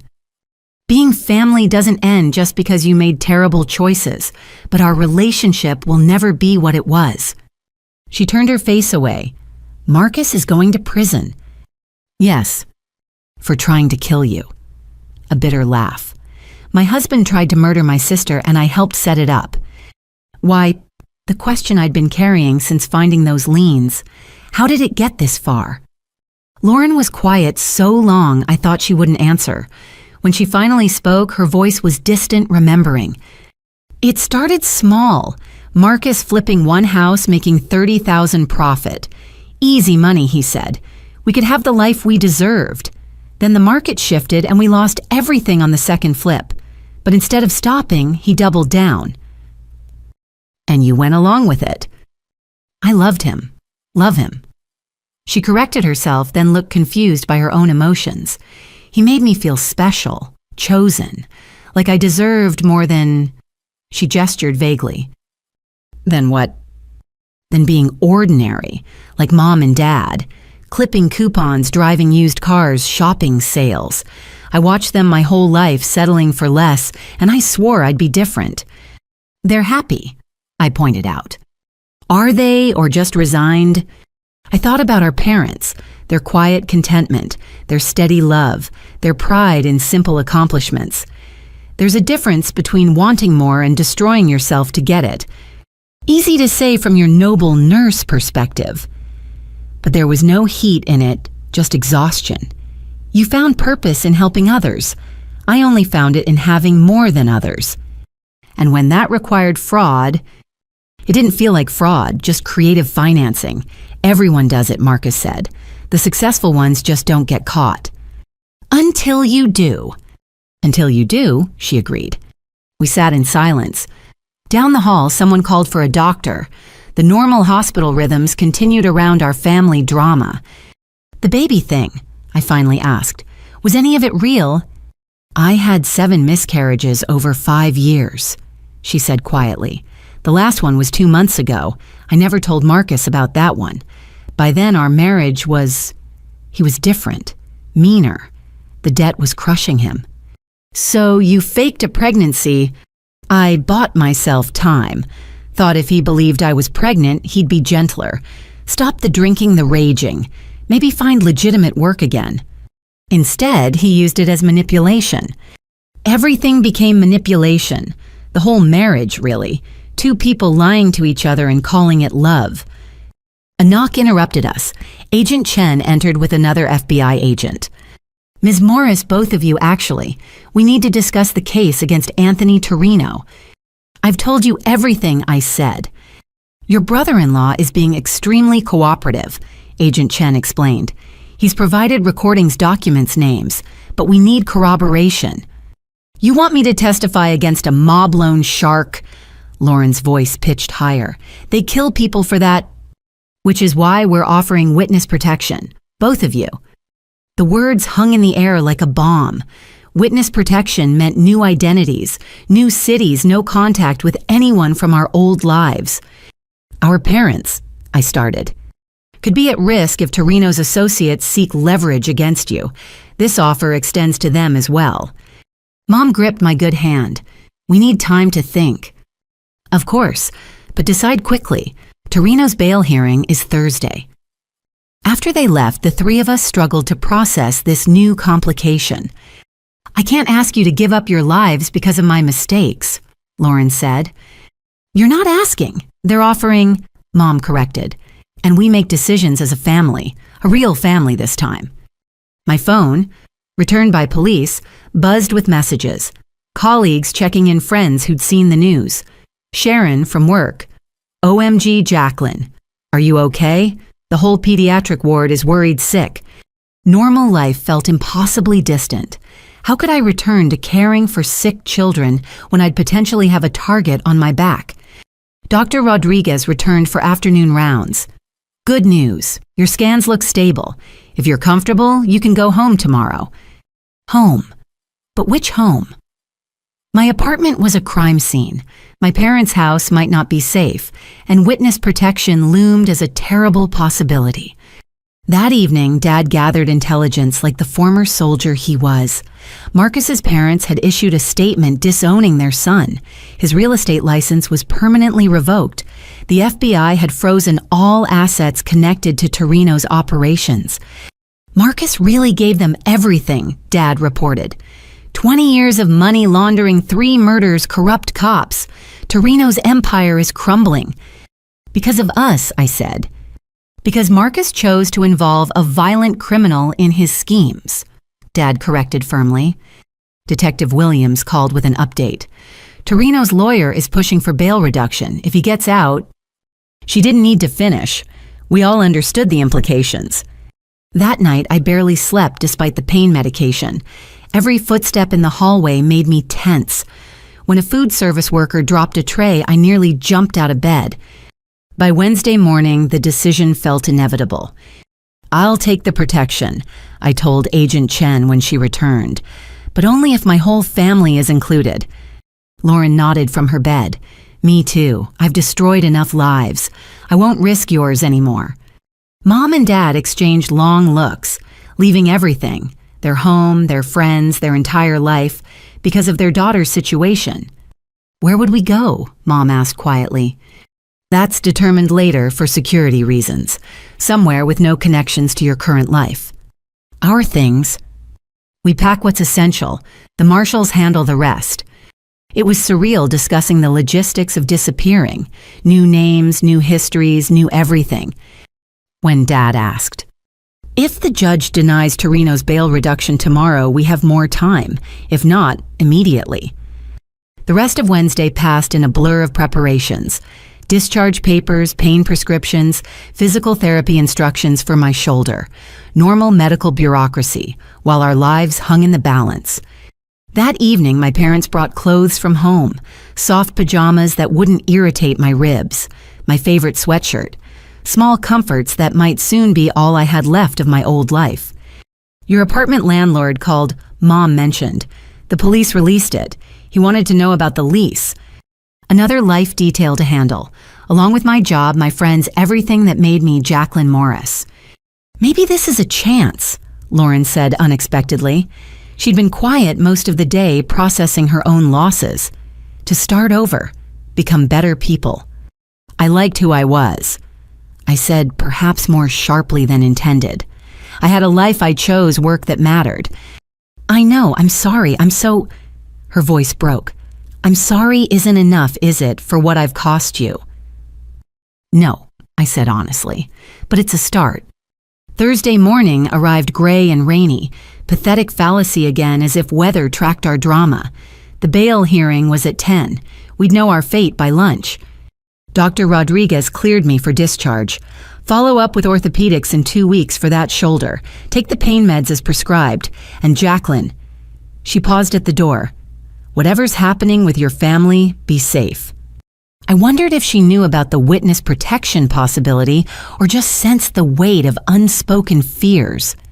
They wheeled me out in standard hospital protocol while I could walk. Dad had pulled the car around Mom, fussing with pillows to cushion my ribs during the ride. As we prepared to leave, my phone rang, Agent Chen.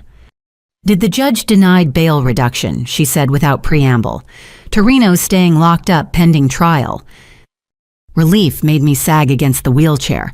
So we have time. Some, but his associates are still out there. The offer stands if you want it. We'll discuss and let you know. Ms. Morris, you did the right thing. Your testimony will put away a very dangerous man. But as Dad helped me carefully into the car, I wondered about the cost of doing right. My sister faced prison time. My brother-in-law had tried to kill me. My parents might lose everything they'd built over 40 years. And somewhere in Philadelphia, Anthony Tony Torino sat in a cell planning revenge against the family that brought him down. The rain intensified as we drove toward my parents' house. Not home anymore, just another temporary stop before whatever came next. You okay? Mom asked, turning to check on me. I will be, I said, hoping it was true. But first there was healing to do. Not just physical, ribs and shoulders could mend. The deeper wounds the family trust shattered like my nose under Marcus's bat would take much longer, if they healed at all. The first week home passed in a haze of pain medication and physical therapy exercises. My childhood bedroom became a makeshift recovery ward complete with the same glow-in-the-dark stars that had watched over me decades ago. Mom had arranged everything with medical precision. Medications lined up on the dresser, a baby monitor so she could hear if I needed help at night, extra pillows to keep my ribs elevated. Detective Sarah Williams became a regular visitor. She was in her 40s with sharp eyes and a methodical approach that reminded me of the best doctors I worked with. She'd taken personal interest in our case, she explained, because domestic violence cases involving family financial fraud were becoming disturbingly common. Your brother-in-law wasn't as smart as he thought, she told me during one interview, spreading crime scene photos across my parents' dining room table. We found evidence of at least 6 other attempted fraud schemes in his computer. You weren't his first target, just the first to fight back effectively. The photos were hard to look at. My blood on the apartment floor, the hole in the wall where Marcus's bat had missed my head by inches, Lauren's trail leading to the door, crime scene markers indicating evidence. Who were the other targets? I asked. 2 elderly clients from his real estate days, his own parents. Did you know he tried to forge their signatures on a home equity loan? 3 other relatives on his mother's side, all variations of the same scheme. And none of them reported it. Family shame is a powerful silencer. Most victims of family financial fraud never come forward. She produced another folder, this one thick with financial records. Your recording changed everything, not just for the assault charges, but for building the complete picture. Marcus kept meticulous records, probably to track his lies. We've traced over $2 million in attempted fraud over 3 years. $2 million. Dad's coffee mug hit the table harder than intended. Attempted, Detective Williams clarified. He only succeeded in stealing about $300,000, mostly from elderly clients who trusted him. But with your sister's help, he was escalating.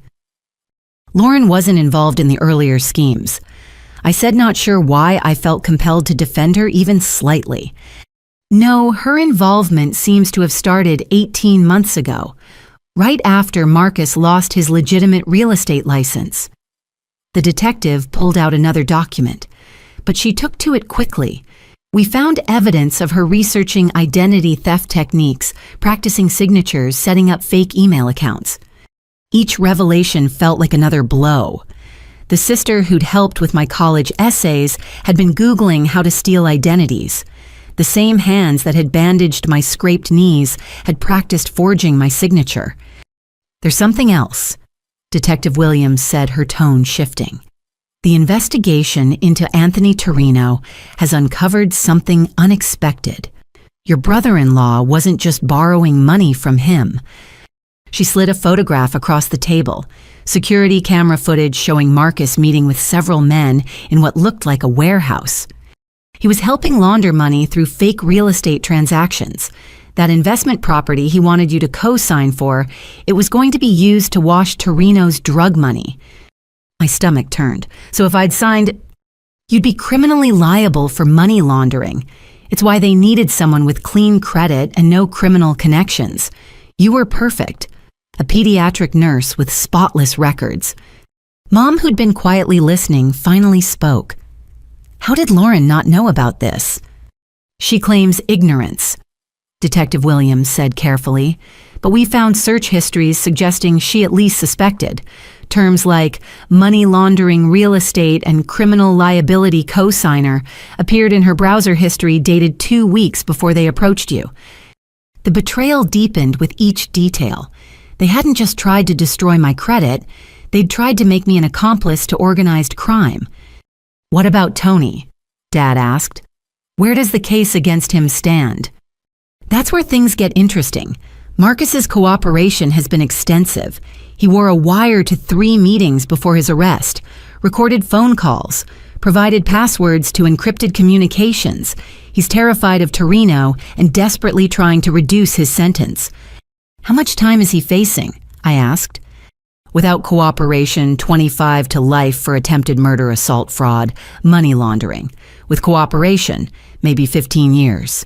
Maybe. And Lauren, Detective Williams's expression softened slightly. 5 to 7 for conspiracy and fraud, less if she cooperates too. The prosecutor is considering offering her a deal. What kind of deal? Testify against Marcus and Torino, plead guilty to lesser charges. Maybe 3 years out in 18 months with good behavior. 18 months. My sister could be free while I was still dealing with the trauma of her betrayal. That afternoon, Agent Chen arrived with updates on the federal case. The FBI had arrested 16 members of Torino's organization based on Marcus's information. Your brother-in-law's testimony is the key to everything, she explained. He was inside the organization for over a year. He knows where bodies are buried, literally in 2 cases. Bodies, Mom went pale. Torino doesn't tolerate people who don't pay. 2 missing persons cases from 2019 and 2021. Marcus witnessed the aftermath of what happens to defaulters. And he still borrowed from him. Dad's voice was incredulous. Desperation makes people stupid. He thought being useful to the organization would protect him. Laundering money, finding properties, recruiting other marks like Jacqueline. He was recruiting others. Agent Chen nodded grimly. 3 other family members were being groomed for similar schemes. Your refusal and the subsequent violence actually saved them. When Marcus attacked you, it blew everything wide open. My ribs ached as I shifted in the chair. Each breath still hurt, but not as much as learning the full scope of what I'd narrowly escaped. There's another issue, Agent Chen continued. Torino has connections inside the prison system. We've had to move Marcus twice already for his safety. If Torino reaches him... No testimony, Detective Williams finished. Exactly, which brings us back to witness protection. The offer still stood. New identities, new lives, complete erasure of who we'd been. Safety in anonymity. How long would we have to stay hidden? Mom asked. Until after the trial at minimum, possibly permanently depending on Torino's reach. And if we don't, we'll provide security as best we can, but Agent Chen shrugged. Organized crime has a long memory. That evening, we held a family meeting. Lauren participated by phone from the hospital scheduled for discharge to police custody the next day. I'll take the deal, she said without hesitation. Testify, serve my time, disappear after. You shouldn't have to uproot your lives because of my choices. We're a family, Dad said firmly. We face this together. Some family? Lauren's bitter laugh crackled through the speaker. I tried to destroy Jacqueline's life. You made terrible choices, Mom agreed. But you're still our daughter. We don't abandon family. Maybe you should. Maybe if you'd held me accountable earlier. She wasn't wrong. The years of excuses, special treatment, blind eyes to red flags, they'd all led here. But assigning blame wouldn't change our current reality. I've been thinking about witness protection, I said slowly. Starting over somewhere new, being someone else, is that really living or just another kind of prison? A prison where you're alive, Agent Chen pointed out. But not myself. Not a nurse at Children's Hospital. Not Jacqueline Morris, who worked 3 years to perfect the night shift NICU protocols. Just some made-up person with a fake history. Better than being dead, Lauren said quietly. Is it, though, giving up everything I am because you and Marcus decided to play criminals? Harsh, maybe, but the pain medication was wearing off and with it my filters. What are you saying? Mom asked. I'm saying maybe I stay and fight, testify openly, refuse to let them take anything else from me. That's brave but foolish, Detective Williams said. I've seen what Torino's people do to witnesses. And I've seen what happens when you let fear control your life. Lauren was so afraid of being ordinary that she became a criminal. Marcus was so afraid of failure, he tried to murder me. Maybe it's time to stop being afraid.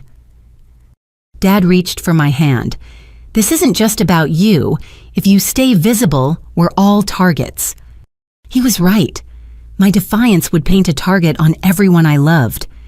Give us a week, I requested, to think, to heal, to figure out our options. Both investigators agreed, though Agent Chen warned that delays could limit our protection options. That night, unable to sleep from pain and racing thoughts, I found myself at my laptop researching. Not Torino or witness protection, but something else. Other victims of family fraud, support groups, resources. What I found staggered me. Thousands of stories like mine. Sisters, brothers, parents, children, all betrayed by family members who chose crime over conscience. The financial abuse was often accompanied by emotional manipulation, gaslighting, violence when challenged. I wasn't alone. We weren't alone. One website caught my attention, Families Against Financial Fraud, a nonprofit supporting victims and advocating for stronger laws. Their founder, Patricia Coleman, had a story eerily similar to mine. Brother-in-law fake investment assault when she refused. Instead of hiding, she'd fought back, testified publicly, started the organization, helped pass legislation making family financial fraud a specific crime with enhanced penalties. I bookmarked the page, an idea forming. Maybe there was a third option. Not hiding, not just surviving, but transforming this nightmare into something meaningful, like I'd done with nursing, taking pain and making it purpose. The next morning brought unexpected visitors. My supervisor, Sharon, from Children's Hospital, arrived with 2 other colleagues, arms full of cards from the pediatric ward. The kids made these when they heard you were hurt. Sharon explained, helping me sort through crayon drawings and glittery get-well wishes. You told them, just that Nurse Jacqueline had an accident and would be back when she felt better.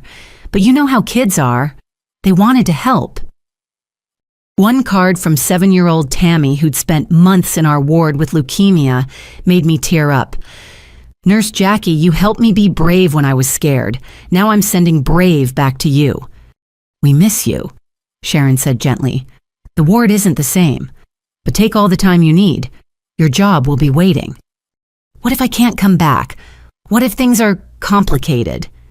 Sharon studied my face, reading between the lines. You know what I love about pediatric nurses? We're fighters. We don't give up on our kids, and we don't give up on ourselves. Whatever's happening, you'll find a way through. After they left, I sat surrounded by children's artwork, feeling something shift inside me. These kids face scarier battles than Torino every day. They fought cancer, genetic disorders, conditions that would terrify adults, and they did it with crayon-bright courage. Could I do less? Detective Williams called that afternoon with a development. Torino's lawyer filed an appeal on the bail decision. Hearing is Monday. What are the chances? 50-50. He has high-powered lawyers arguing that Marcus's testimony is unreliable, that Torino's a businessman being framed by a desperate criminal. But the evidence is strong but not airtight without testimony, which is why your decision matters so much. 5 days to decide. Stay and fight or disappear forever. I looked at Tammy's card again, sending brave back to you. Maybe brave wasn't about not being afraid. Maybe it was about choosing what mattered more than fear. My family's safety mattered, but so did standing up to men like Torino who thought violence could silence truth. So did showing Lauren that there was another way to be strong. So did those kids in the ward who needed their Nurse Jackie back. Detective, I said, surprising myself with the steadiness in my voice. What would it take to make the case airtight to guarantee Torino stays locked up? Your testimony, Lauren's testimony, Marcus alive to testify, and probably video evidence of Torino himself ordering violence. Does Marcus have that? He says yes, hidden recordings he made for insurance, but he'll only produce them if we guarantee his safety. A plan began forming. Dangerous, maybe impossible, but better than running. What if we could get all of that, every piece? Would you be able to protect us here instead of making us disappear? Detective Williams was quiet for a long moment. Are you suggesting what I think you're suggesting? I'm suggesting we stop playing defense. Time to fight back. That's either very brave or very stupid. My sister says I've always been both. Your sister's right, but let me talk to the FBI. If we're doing this, we do it right. After she hung up, I sat in the quiet of my childhood room, surrounded by get-well cards and memories. The glow-in-the-dark stars still clung to the ceiling, faded but persistent. Like hope. like courage sent by children who knew that sometimes the only way through scary things was straightforward. The investigation was revealing more than just crimes. It was showing me who I was when everything else was stripped away. And I wasn't someone who ran. Monday morning arrived with the kind of crisp October air that usually made me think of pumpkin spice and cozy sweaters. Instead, I stood at my bedroom window watching unmarked FBI vehicles position themselves around our neighborhood. Today was the day Marcus would deliver his hidden recordings. Torino's bail hearing would proceed, and our coordinated response would begin. Detective Williams had worked through the weekend with Agent Chen to devise what they called Operation Family Fraud, a multi-pronged approach to ensure all evidence was secured and all parties protected. It started with Marcus. At exactly 9 a.m., my phone rang, an unknown number, but I'd been expecting it. Jacqueline. Marcus's voice was barely recognizable. Weeks in protective custody had stripped away his salesman's confidence. I need to apologize. Save it for court. I said, though my hand shook holding the phone. Agent Chen had insisted on this call. Marcus needed to believe I might forgive him to ensure his continued cooperation. I never meant for it to go so far. The bat, the violence. I was desperate, high, not myself. You were exactly yourself, just without the mask. You're right, he admitted after a pause. I've been wearing masks so long I forgot there was anything underneath. The recordings I pressed, where are they? Safety deposit box at First National. But Jacqueline, there's something else. Something I haven't told the FBI. Agent Chen, listening on another line, made urgent gestures for me to continue. What?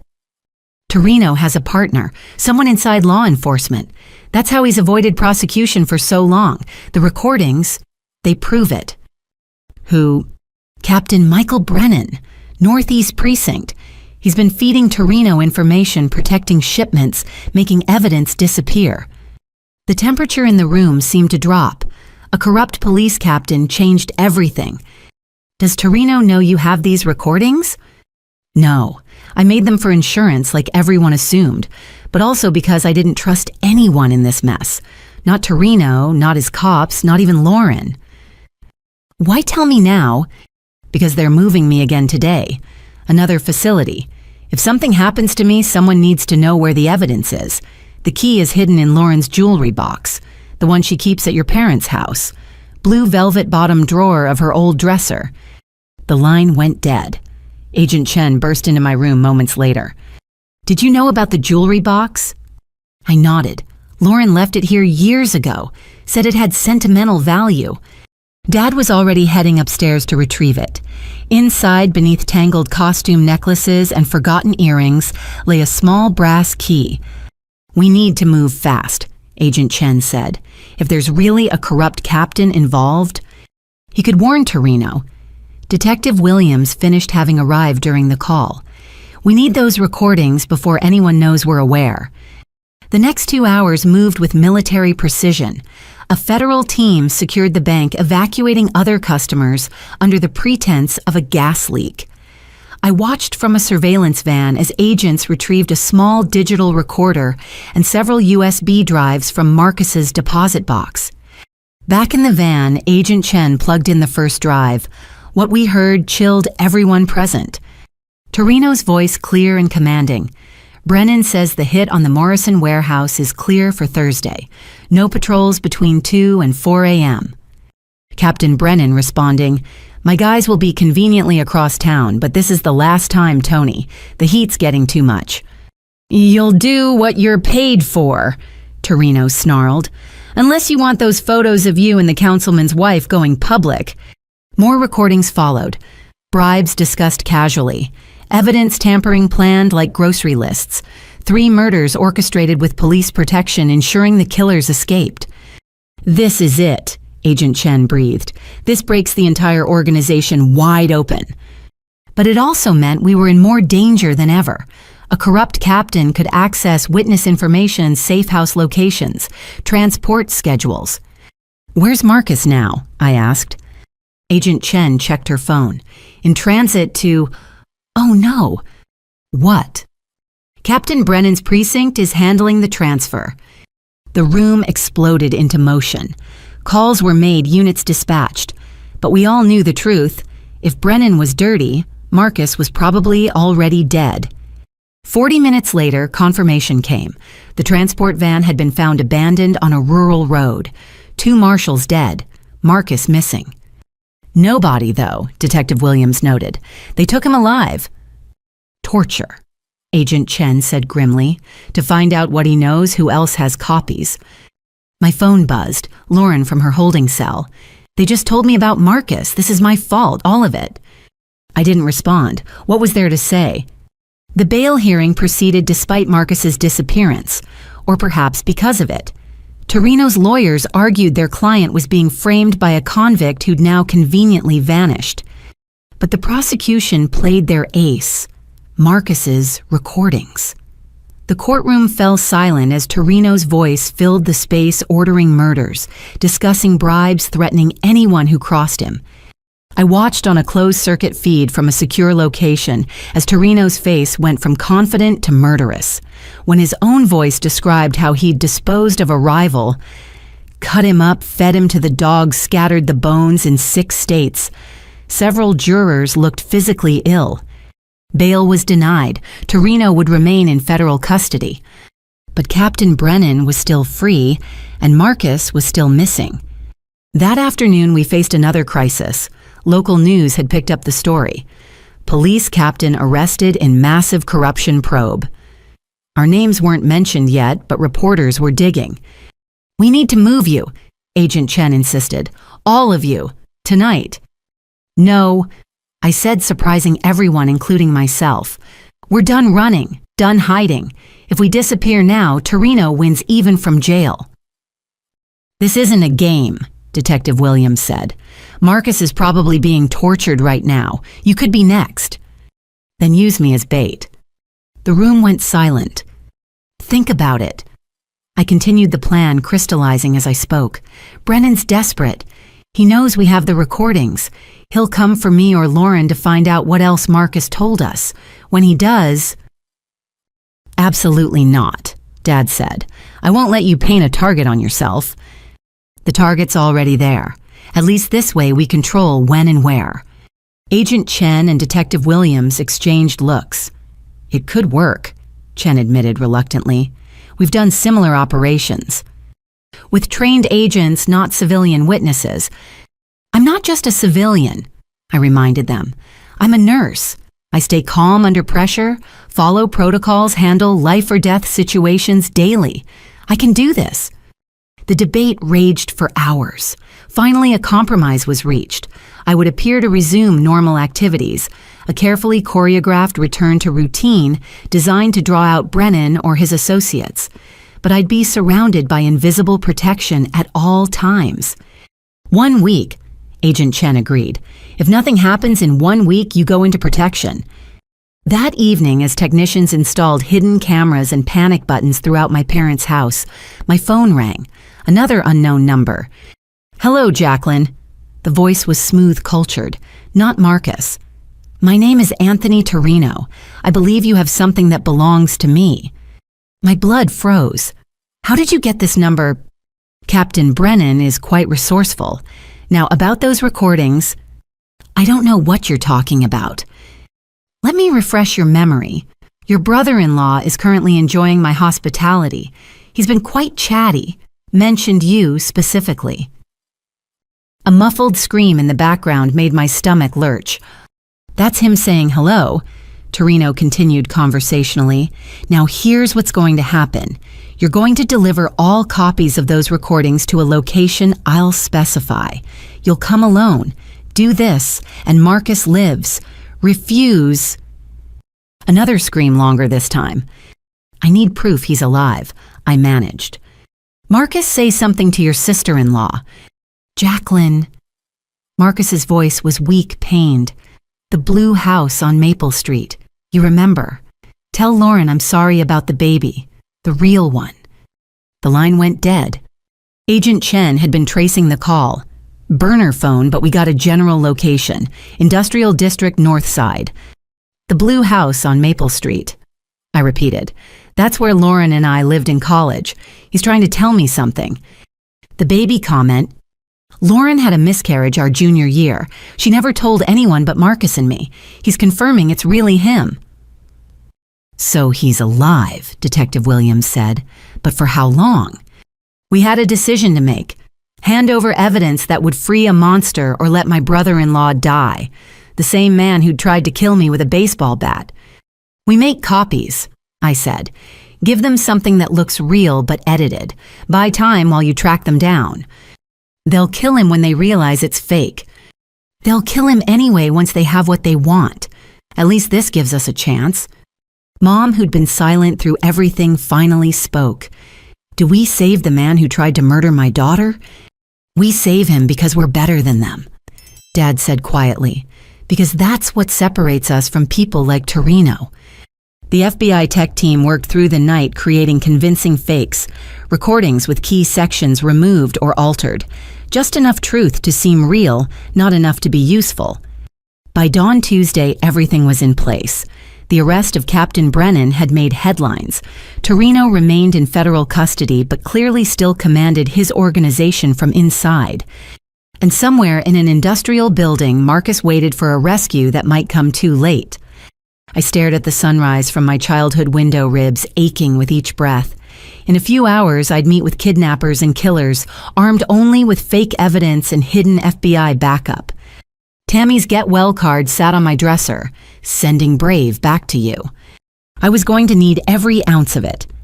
The abandoned textile factory loomed against the gray Tuesday sky like a tombstone.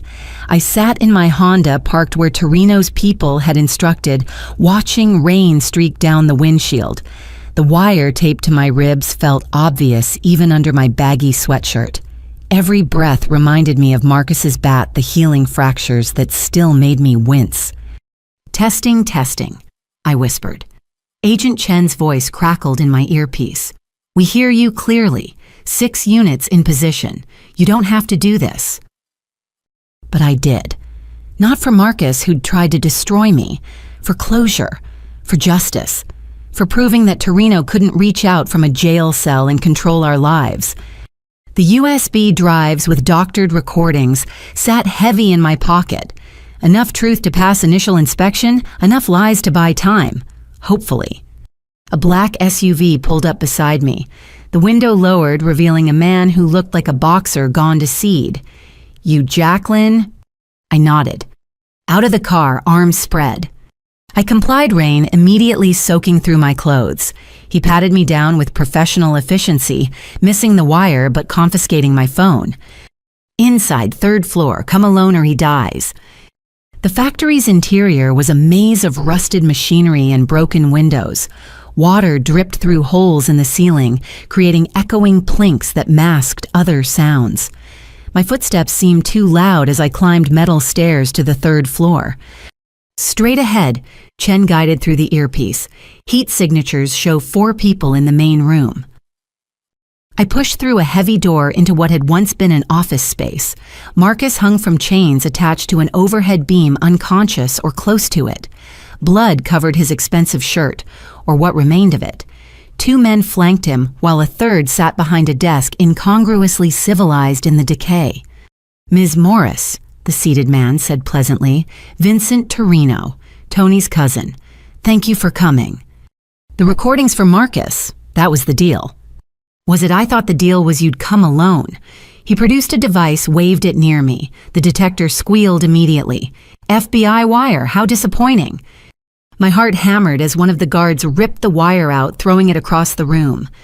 Now we can talk honestly, Vincent continued. The recordings... I pulled out the USB drives with trembling hands. He inserted one into a laptop speakers, filling the room with his cousin's voice, discussing bribes and murders.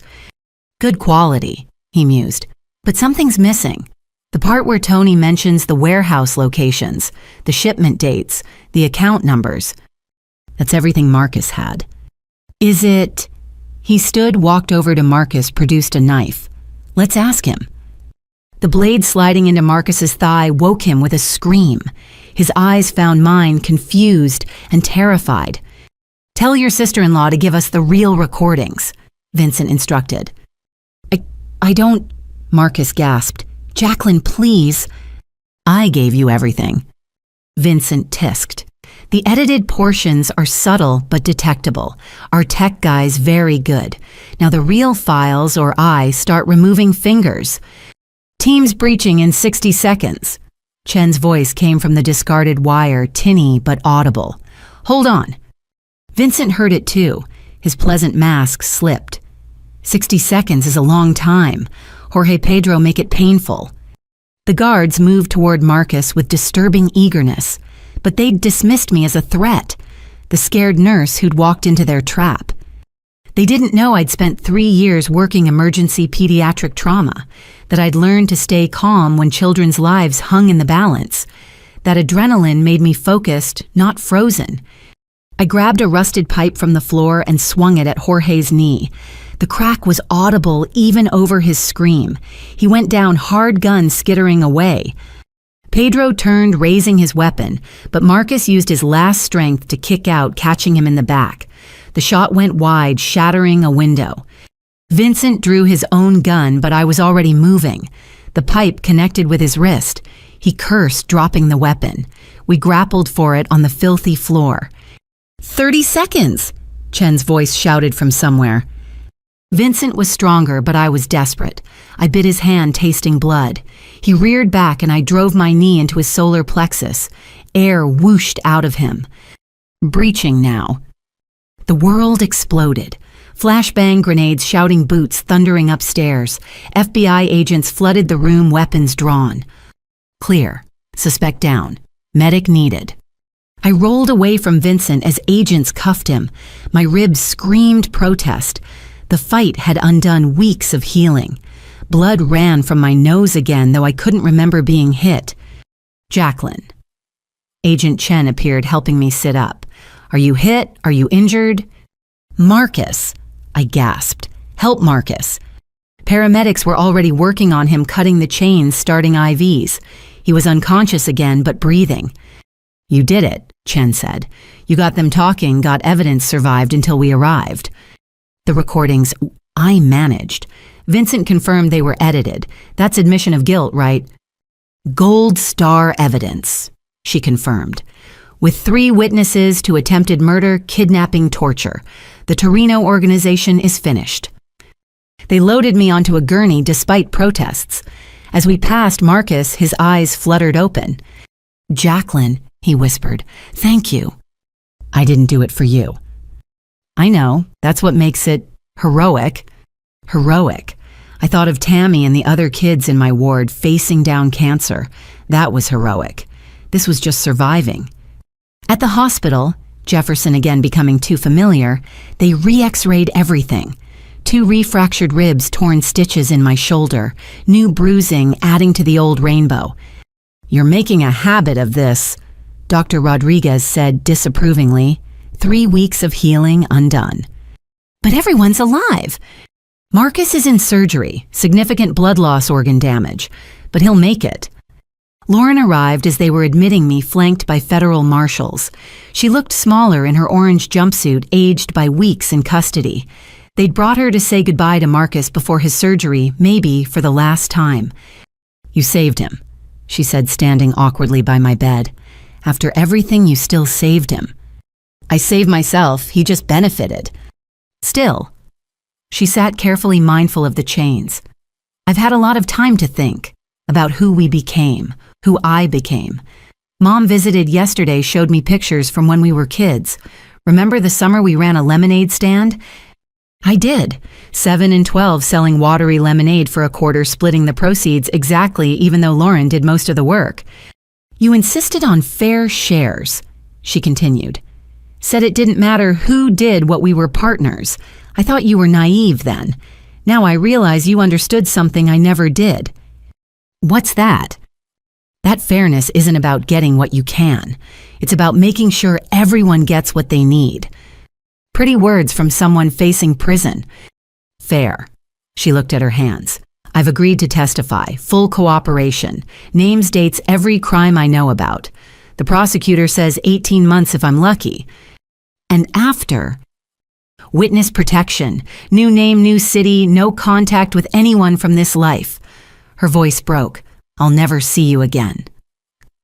Despite everything that hurt, the sister who'd carried me home with a scraped knee, who'd taught me to braid hair and paint nails, who'd been my first best friend, she'd disappear forever. Maybe that's for the best, I said, though the words tasted like ash. Maybe, but Jacqueline, for what it's worth, I'm proud of who you became, even if I couldn't be. The marshals returned to take her away. At the door, she turned back. The baby thing, it was real once. The miscarriage 2 months ago. I know it doesn't matter now, but I wanted you to know something true. Then she was gone, my sister soon to be erased from existence. The rest unfolded quickly. Vincent Torino was charged with kidnapping, attempted murder conspiracy. Without Captain Brennan's protection and with Marcus's evidence intact, the organization crumbled. Marcus survived surgery but faced decades in prison. His parents finally showed up, hiring lawyers, making excuses. But there was no escaping the recordings, the evidence, the trail of victims. 2 weeks later, I stood in federal court to testify. Torino himself sat at the defense table, no longer the untouchable crime boss, but a caged predator. His eyes promised retribution, but I didn't look away. I told the truth, all of it. The loans, the threats, the violence. Marcus's recordings played for the jury. Torino ordering murders in his own voice. Captain Brennan detailing police corruption. Vincent describing torture techniques. Were you afraid? The prosecutor asked. Terrified, I admitted. But fear doesn't justify letting dangerous men walk free. The defense tried to paint me as vindictive, seeking revenge on Marcus through Torino. But the evidence was overwhelming. Guilty on all counts. Life without parole. As they led him away, Torino looked at me one last time. This isn't over, he mouthed. But it was. His organization was destroyed. His corrupt cops imprisoned. His reign of terror ended. By one nurse who'd said no to a mortgage. That evening, we held a strange celebration at my parents' house. Justice served, but family destroyed. Mom made a toast with apple cider, to doing the right thing even when it costs everything. To starting over, Dad added. To the truth, I finished. We clinked glasses in the kitchen where weeks ago I'd shown them evidence of Lauren's betrayal.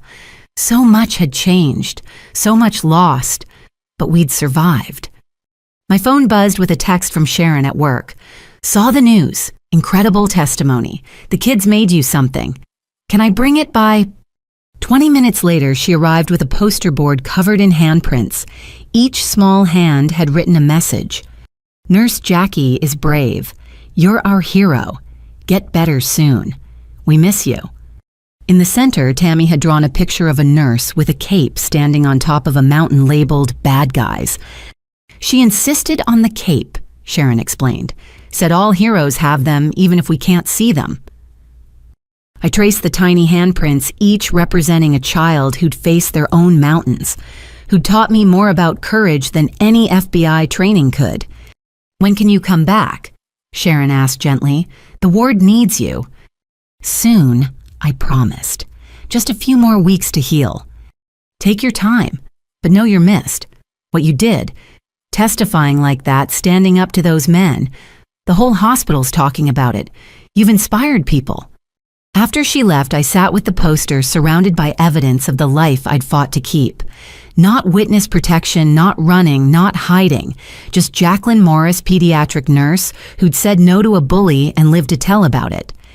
The price had been high. A sister lost to prison and erasure, a family forever changed injuries that would ache for years. But I was still here, still myself. That had to count for something. 6 months later, I stood in the NICU at Children's Hospital checking on a premature infant who'd been born at 26 weeks. Little fighter, just like all of them. The morning sun streamed through windows I'd insisted on keeping uncovered despite security recommendations. I refused to work in fear. Looking good little man, I whispered, adjusting his oxygen levels. My shoulder twinged. It always would now, Dr. Rodriguez had warned. A permanent reminder of Marcus's baseball bat. Jacqueline. My colleague Emma appeared in the doorway. "There's someone here to see you, says it's important." I found Patricia Coleman waiting in the family lounge. The founder of Families Against Financial Fraud looked exactly like her website photo. Mid-50s professional blazer eyes that had seen too much, but remained kind. "Ms. Morris, thank you for meeting with me. I've been following your case." "The trial's over," I said carefully. "I'm trying to move forward." "Which is why I'm here. You testified publicly despite enormous pressure to enter witness protection. Do you know how rare that is?" "Stupid, some would say." "Courageous, I'd argue. Since your testimony aired, we've had over 300 families contact us. People who saw you stand up to the Torinos and thought maybe they could stand up to their own abusers." She pulled out a folder thick with printed emails. "These are just from the last month. Victims finding strength in your story. But they need more than inspiration. They need practical help, legal resources, a voice in legislation." "What are you asking?" "Join us. Not full-time. I know your nursing is a calling, but as a spokesperson, advocate board member, your voice carries weight now." I thought of Lauren somewhere in witness protection with a new name and manufactured history, of Marcus serving year 1 of his 20-year sentence, of all the families being torn apart by similar betrayals. "I'll think about it," I promised. That afternoon brought another surprise. Mom called excitement barely contained. "You need to come home. Now. Trust me." I found my parents' house transformed. The front lawn where I'd collapsed 6 months ago now hosted a party. Neighbors, colleagues from the hospital, even Detective Williams and Agent Chen mingled over barbecue. "What is this?" "Your comeback party," Dad announced, flipping burgers with military precision. 6 months since the attack. Time to celebrate survival." "I don't need—" "Yes, you do," Mom interrupted. "We all do. We've spent enough time in courtrooms and hospitals. Today we remember what we're fighting for." She was right. I'd become so focused on healing and testimony that I'd forgotten to actually live. But here was life. Messy, noisy, beautiful.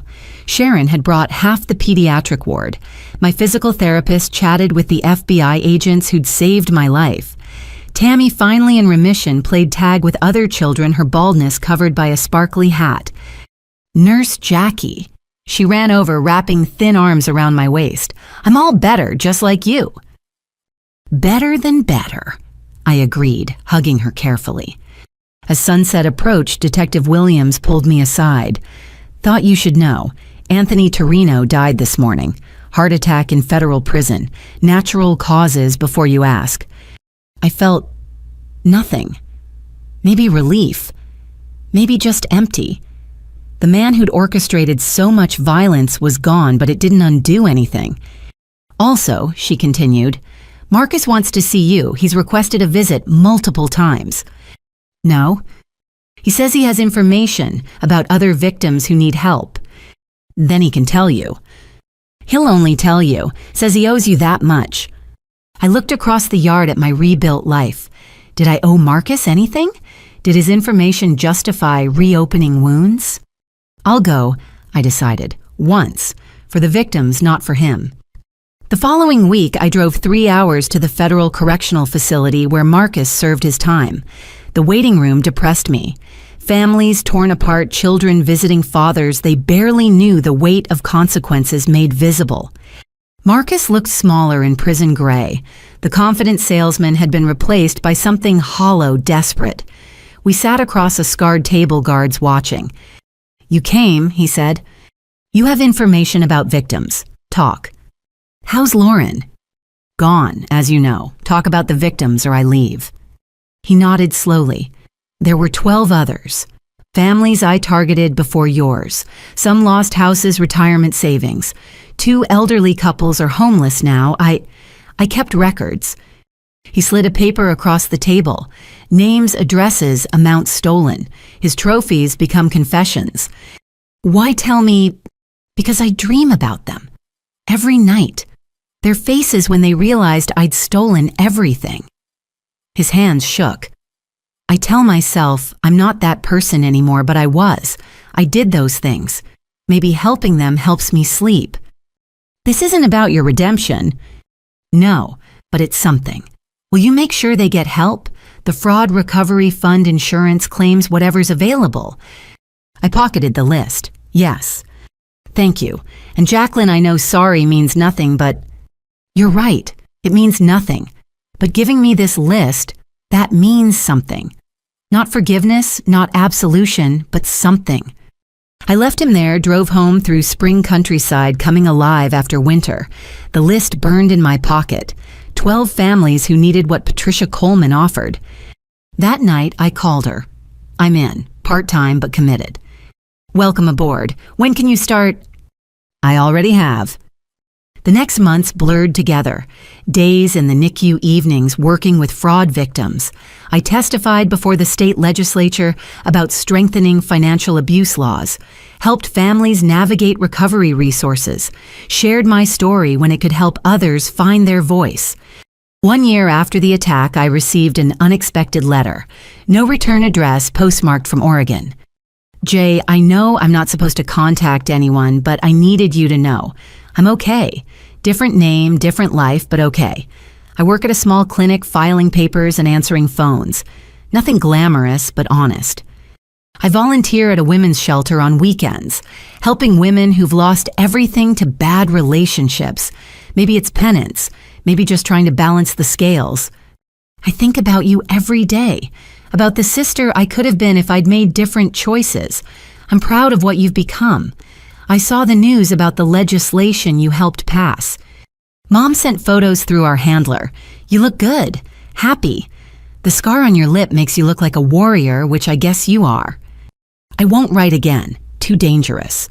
But know that somewhere in Oregon, your sister is trying to earn the second chance she never deserved. Be safe, be happy, be everything I couldn't. All my love, La. I read it 3 times before putting it in my jewelry box. The same one where Marcus had hidden the key that started everything. Lauren was alive, working, helping others. It didn't erase what she'd done, but maybe redemption was possible. Maybe. That evening, I attended another Families Against Financial Fraud meeting. 30 people crowded into the community center, sharing stories of betrayal and survival. I recognized myself in their faces, the shock, the grief, the slow journey toward reclaiming their lives. The hardest part, one woman shared, is that I still love my son. Even after he stole my retirement, I love him. Love doesn't mean accepting abuse, I said. It means wanting them to be better while protecting yourself from who they are now. After the meeting, a young man approached. My brother's trying to force me to co-sign a business loan. After hearing your story, I'm saying no. Thank you for showing me it's okay to protect myself. One person saved from what I'd endured, then another, then dozens. Each testimony, each legislative hearing, each family helped. They added up to something larger than my individual trauma. My phone buzzed with a text from Tammy's mother. She insists on inviting you to her Make-A-Wish party. She wished to meet all the nurses who saved her, but especially you. I smiled, texting back acceptance. The cycle continued, healing leading to helping, leading to more healing. That night, I stood in my new apartment. The old one held too many bloody memories looking out at the city lights. Somewhere out there, Marcus sat in a cell contemplating his crimes. Lauren lived under an assumed name, trying to atone. Mom and Dad had found their way back to peace, their home no longer haunted by what had happened on their doorstep. And me, I was Jacqueline Morris, pediatric nurse and advocate, survivor and thriver. The scar on my lip had faded to a thin white line, but the strength I'd found facing down the Torinos had only grown. My ribs still ached during weather changes. My shoulder would never have full range of motion, but I was here myself, living the life I'd fought to keep. Tomorrow I'd work with tiny fighters in the NICU. Evening would bring another fraud victim seeking help. The weekend promised Tammy's party and legislative strategy sessions. A full life, a meaningful life, a life that almost wasn't saved by saying no. The stars outside weren't visible through city lights, nothing like the glow-in-the-dark ones from childhood, but I knew they were there constant despite invisible. Like courage, like hope, like the strength found in the worst moments that carries you through to better ones. My phone rang, Patricia with news of another family needing help. "I'll be right there," I promised. Because that's what you do when you've been pulled from the wreckage. You turn around and extend a hand to the next person struggling to climb out. You rebuild one life at a time. 2 years after the attack, I stood at a podium in the Pennsylvania state capitol. The room was packed. Legislators, advocates, survivors, and media. My hands were steady now, no tremor betraying the journey that had brought me here. Financial fraud by family members destroys more than bank accounts. I read from prepared remarks I'd written and rewritten dozens of times. It shatters trust, devastates relationships, and leaves victims questioning their own judgment. Today, with the passage of the Family Financial Fraud Prevention Act, Pennsylvania leads the nation in protecting vulnerable citizens from predatory relatives. The applause was thunderous. Senate Bill 847 had passed, mandatory reporting for financial institutions when family members attempt suspicious transactions, enhanced penalties for family financial abuse, and funding for victim support services. My story, along with hundreds of others, had made this moment possible. Patricia Coleman hugged me as I left the podium. "You did it. You actually did it." "We did it," I corrected. 300 testimonies, 18 months of lobbying, countless sleepless nights. But you were the face of it, the nurse who stood up to the mob to protect her future. That resonates. After the signing ceremony, reporters crowded around. I'd learned to handle media attention, another skill I'd never wanted but now possessed. "Ms. Morris, what would you say to someone currently being pressured by family to co-sign loans? Trust your instincts. If something feels wrong, it probably is. Love doesn't require financial destruction. Real family protects your future, not exploits it." "Any word from your sister?" "No comment on that." Lauren remained in witness protection, her single letter the only contact. I respected the boundary even as I wondered who she'd become. Marcus Wheeler has requested early release based on his cooperation. Any thoughts? The justice system will decide. I'm focused on helping current victims, not revisiting past verdicts. That evening, my phone rang with an unexpected caller. Agent Chen, now Deputy Director Chen. "Jacqueline, congratulations on the legislation. Watch the signing on C-SPAN." "Thanks. How's the Bureau?" "Good. Listen, I'm calling with news. Marcus was attacked in prison yesterday. He's alive, but in critical condition." My stomach clenched. "Torino's people..." "We think so. Even with Anthony dead, the organization has remnants. Marcus has been moved to protective medical custody, but he might not make it. The doctors give him 50-50 odds. His parents are flying in. They've requested you visit. Said you're the only one who truly understands what happened." I testified. "I saved him once, that's enough." "I agree. Just passing along the message." I hung up feeling unsettled. Marcus had tried to kill me, yet I'd saved him from Vincent Torino. Did I owe him anything more? Did his cooperation and revelations of other victims earn him deathbed consideration? My phone buzzed with a text from an unknown number. "Please come, Marcus's mother." Then another, "He keeps asking for you. Says he needs to tell you something about Lauren." That decided it. Any information about my sister was worth hearing. The next morning, I drove to the federal medical facility where they'd transferred Marcus. His parents waited in the lobby, older, grayer, diminished by their son's crimes. "Thank you for coming," his mother whispered. "We know we have no right to ask." 15 minutes, I said. That's all. Marcus looked like death warmed over. Tubes monitors the whole medical orchestra, keeping him alive. His eyes tracked to me alert despite the morphine. "Jacqueline." His voice was barely a whisper. "Thank you. Your parents said you have information about Lauren." "First, need to tell you, the other families. Did they get help?" All 12. Restitution from frozen assets, social services support fraud recovery assistance. They're rebuilding. Good. He closed his eyes briefly. Lauren, she wrote to me. Month ago. Guards slipped it through. That's illegal. She's risking her protection. She's pregnant. The words hit like physical blows. Really pregnant this time. Due in 3 months. Father's a doctor at her clinic. Doesn't know about her past. I sank into the visitor's chair. Lauren pregnant again. Starting fresh with someone who didn't know she was a convicted felon in hiding. She wanted me to tell you if anything happened. Said you deserve to know you'll be an aunt. I'll never meet this child. No, but it'll exist. Part of your bloodline growing up safe somewhere far away. She said she hopes to raise it with the values she forgot, the ones you never lost. A machine beeped urgently. Medical staff rushed in. Marcus gripped my hand with surprising strength. Tell her I'm sorry. Tell her the baby's better off never knowing what we were. They pushed me out as alarms sounded. In the hallway, his parents clung to each other. I couldn't offer comfort. Their son had made his choices. But I could offer truth. He helped other victims. In the end, he tried to balance the scales. Is that enough?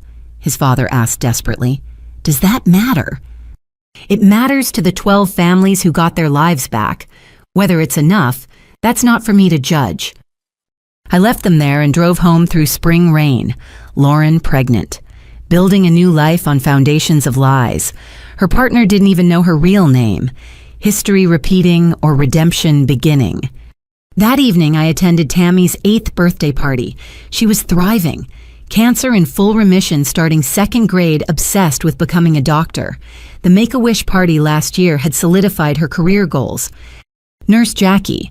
She dragged me to see her presence. Look, I got a real stethoscope, now I can practice being like you. You'll be better than me. I promised, letting her check my heartbeat. Nobody's better than you. You fight bad guys and save babies. Her innocent hero worship should have felt sweet. Instead, I thought of Marcus dying in federal custody of Lauren, pregnant with a child who'd never know its real heritage, of the 12 families slowly rebuilding what my brother-in-law had stolen. Heroes and villains weren't as clear-cut as Tammy's worldview suggested. We were all just people making choices, living with consequences, trying to balance our personal ledgers. My phone rang.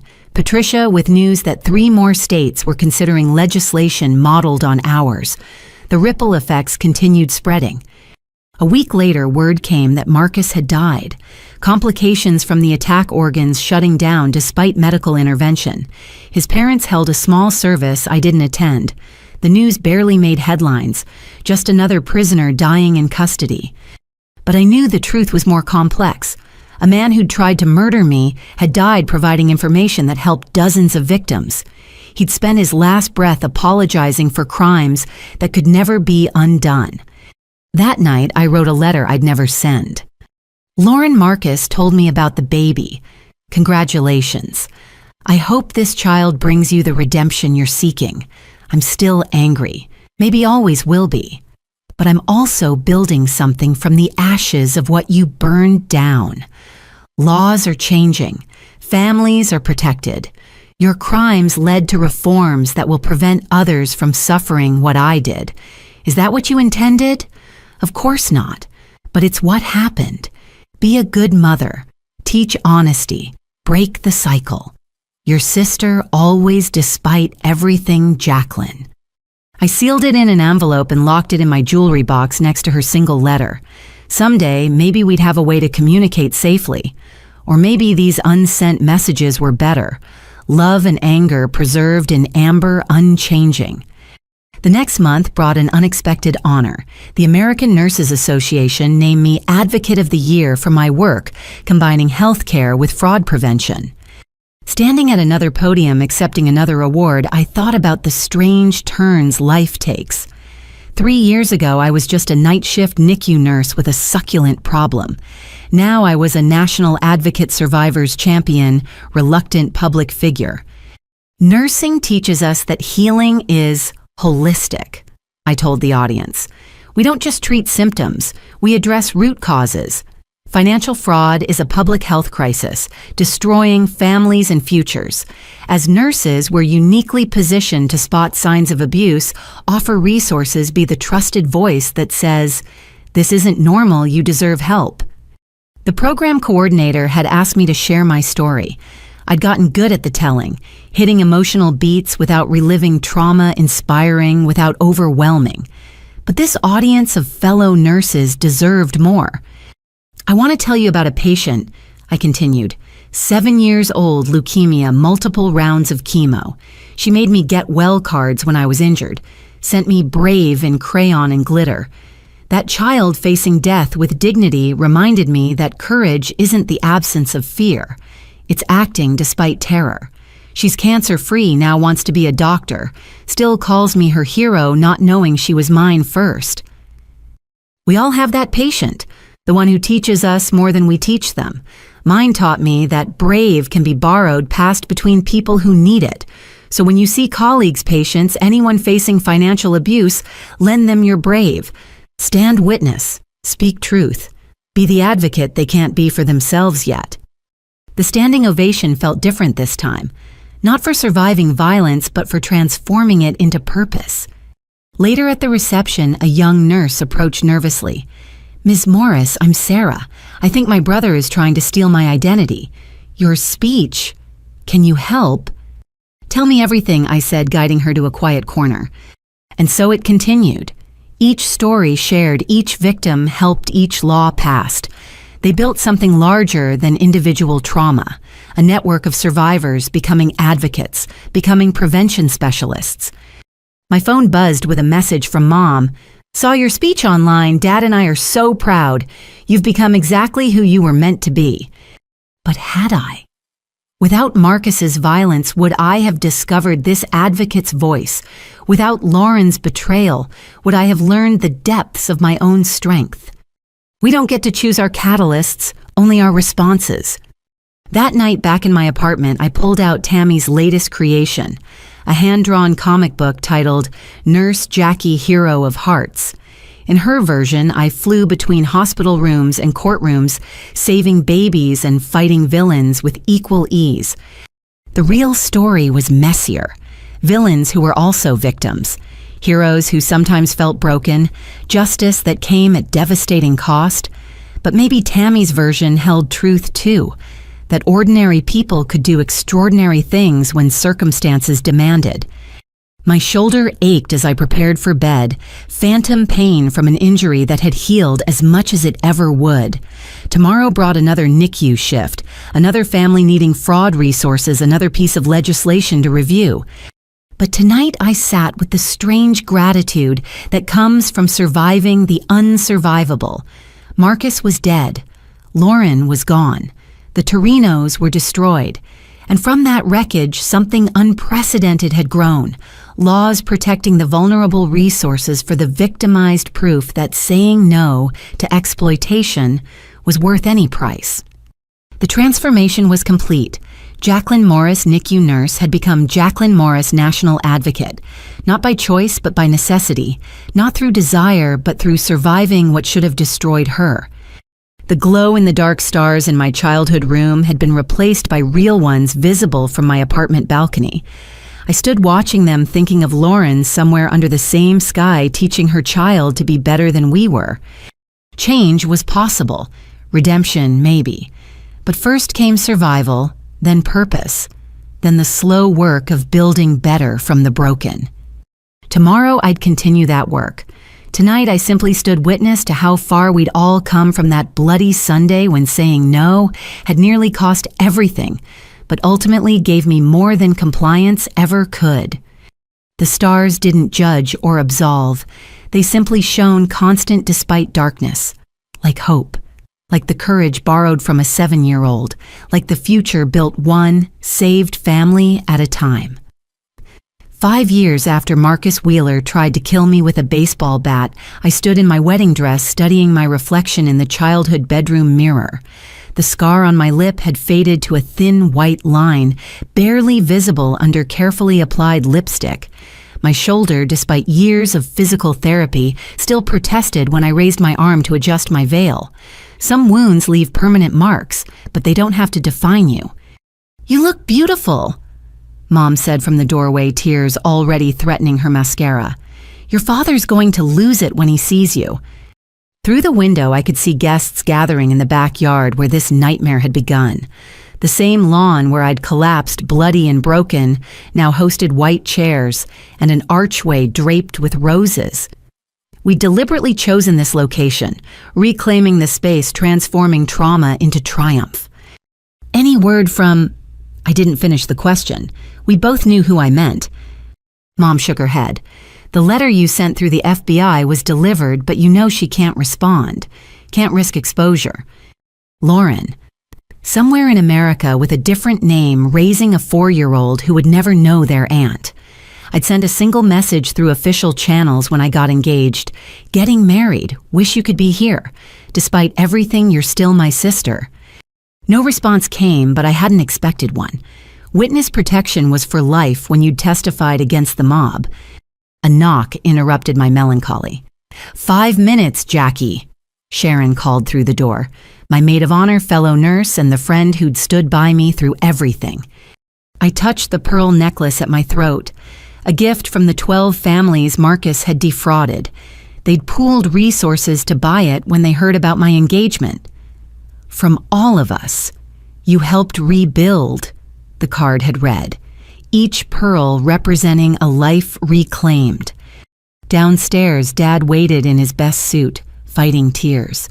"My warrior daughter," he said simply, taking my arm. "Ready. Always." The back door opened to reveal transformed space. Where crime scene tape once fluttered, ribbons now danced in the breeze. Where my blood had stained concrete flower petals created an aisle. Where police cars had gathered friends and colleagues filled chairs. But it was the man at the altar who held my attention. James Chen. No relation to the FBI agent who'd saved my life. A fellow nurse I'd met at a conference on trauma-informed care. He'd known my story before our first date, had seen me testify on C-SPAN, had read about the trial, and he'd asked me to dinner anyway. "You're not defined by what happened to you," he'd said on our third date. "You're defined by what you did with it." Now he waited steady and sure as Dad walked me past faces that mapped my journey. Detective Williams retired but still protective. Agent Chen, now deputy director, who'd flown in from D.C., Patricia Coleman, who'd become a second mother. Tammy, 11 now and cancer-free, bouncing in her flower girl dress. My colleagues from the NICU, families from the fraud support group, legislators who'd helped pass our bill, a congregation of survivors and advocates, witnesses to transformation. As Dad placed my hand in James's, a movement in the back caught my eye. A woman in a large hat and sunglasses sitting alone in the last row. My heart stopped. It couldn't be. The FBI would never allow it. The risk was too great. But something in her posture, the tilt of her head. "Who gives this woman to be married?" the officiant asked. "Her mother and I," Dad answered, voice strong despite his tears. I forced my attention back to James, to the ceremony, to the future we were building, but awareness of that figure hummed in my peripheral vision. "Jacqueline and James have written their own vows," the officiant announced. James went first, his voice carrying across the yard. "Jacqueline, you've taught me that strength isn't the absence of scars, but the courage to show them. That love isn't protecting each other from hard truths, but facing them together. I promise to stand beside you in whatever battles come, to celebrate your victories and mourn your losses, to be your partner in healing and hope." My turn. I'd practiced these words dozens of times, but emotion made them fresh. "James, you saw me at my most public and vulnerable, testifying against criminals, advocating for strangers, carrying trauma I couldn't hide.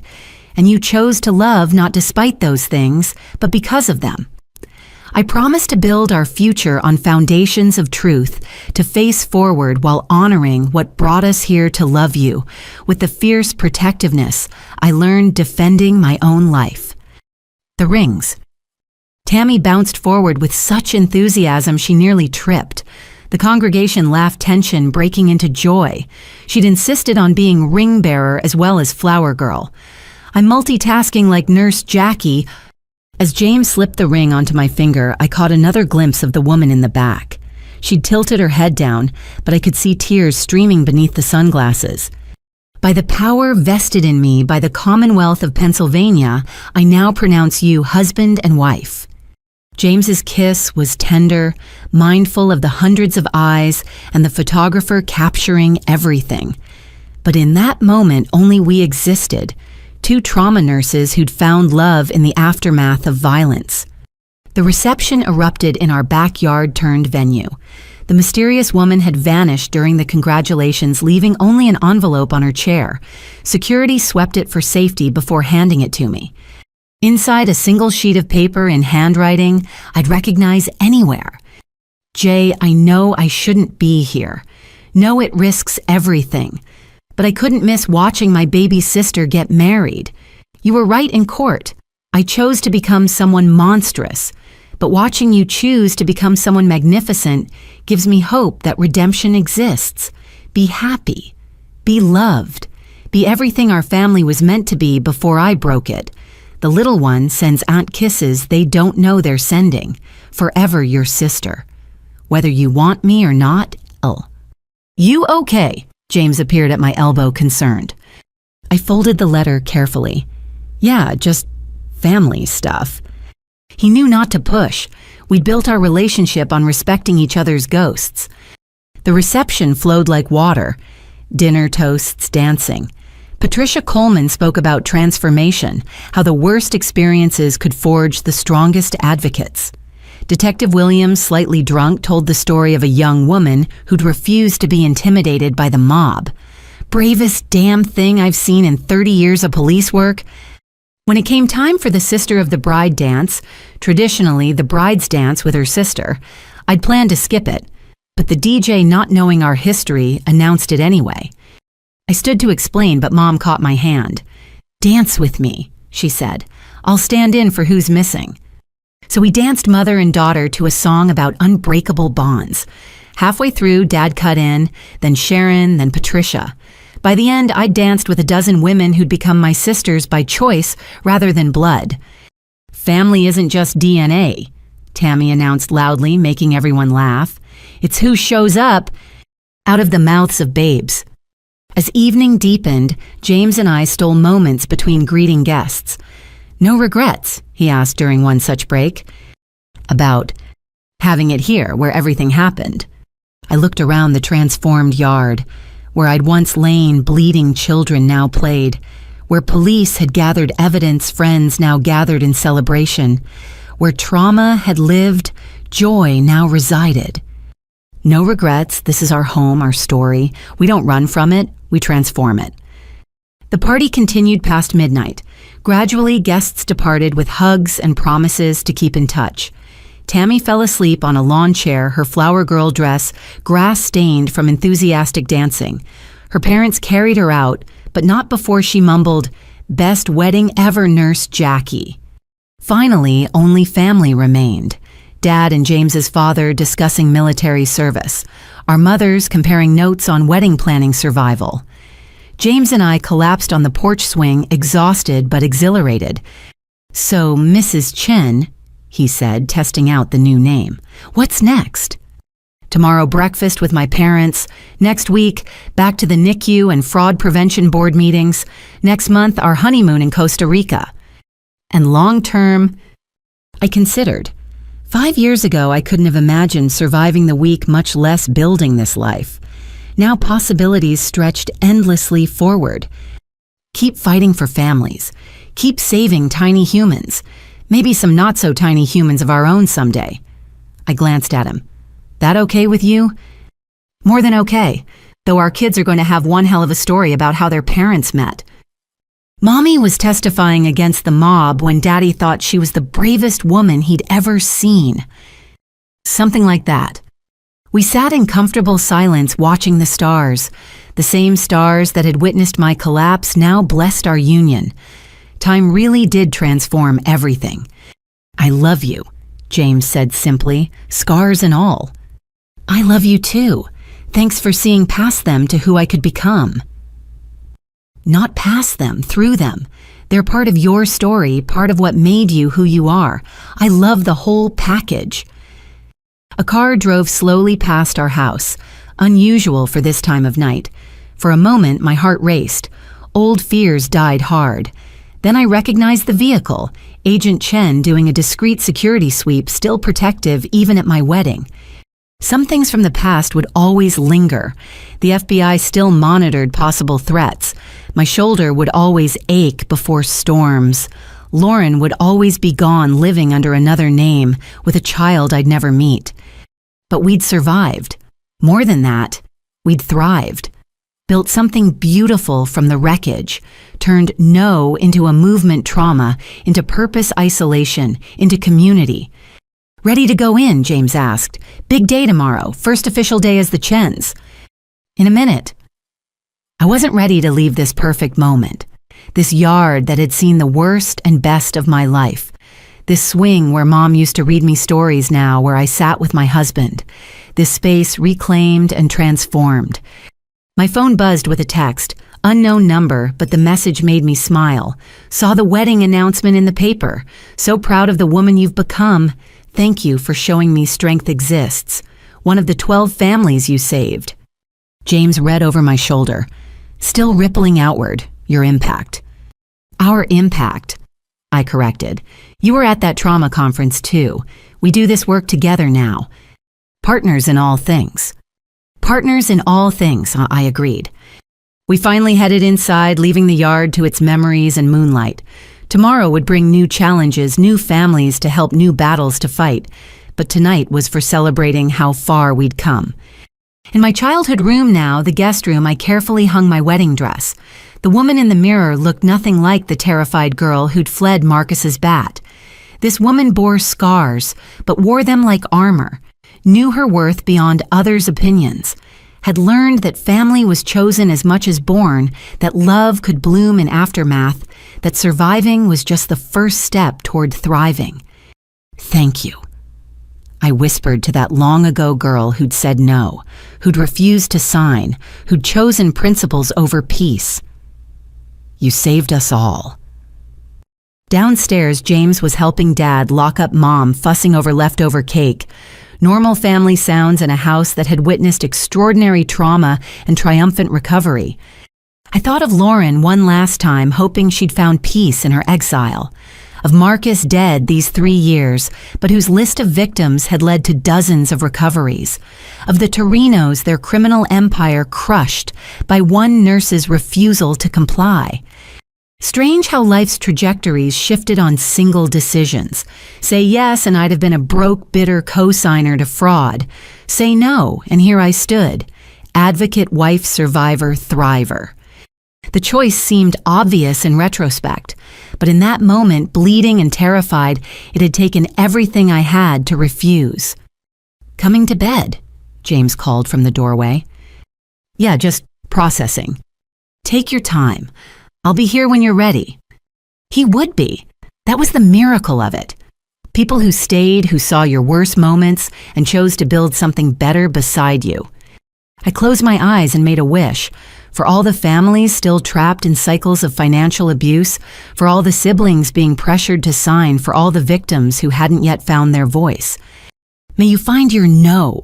May you survive the backlash.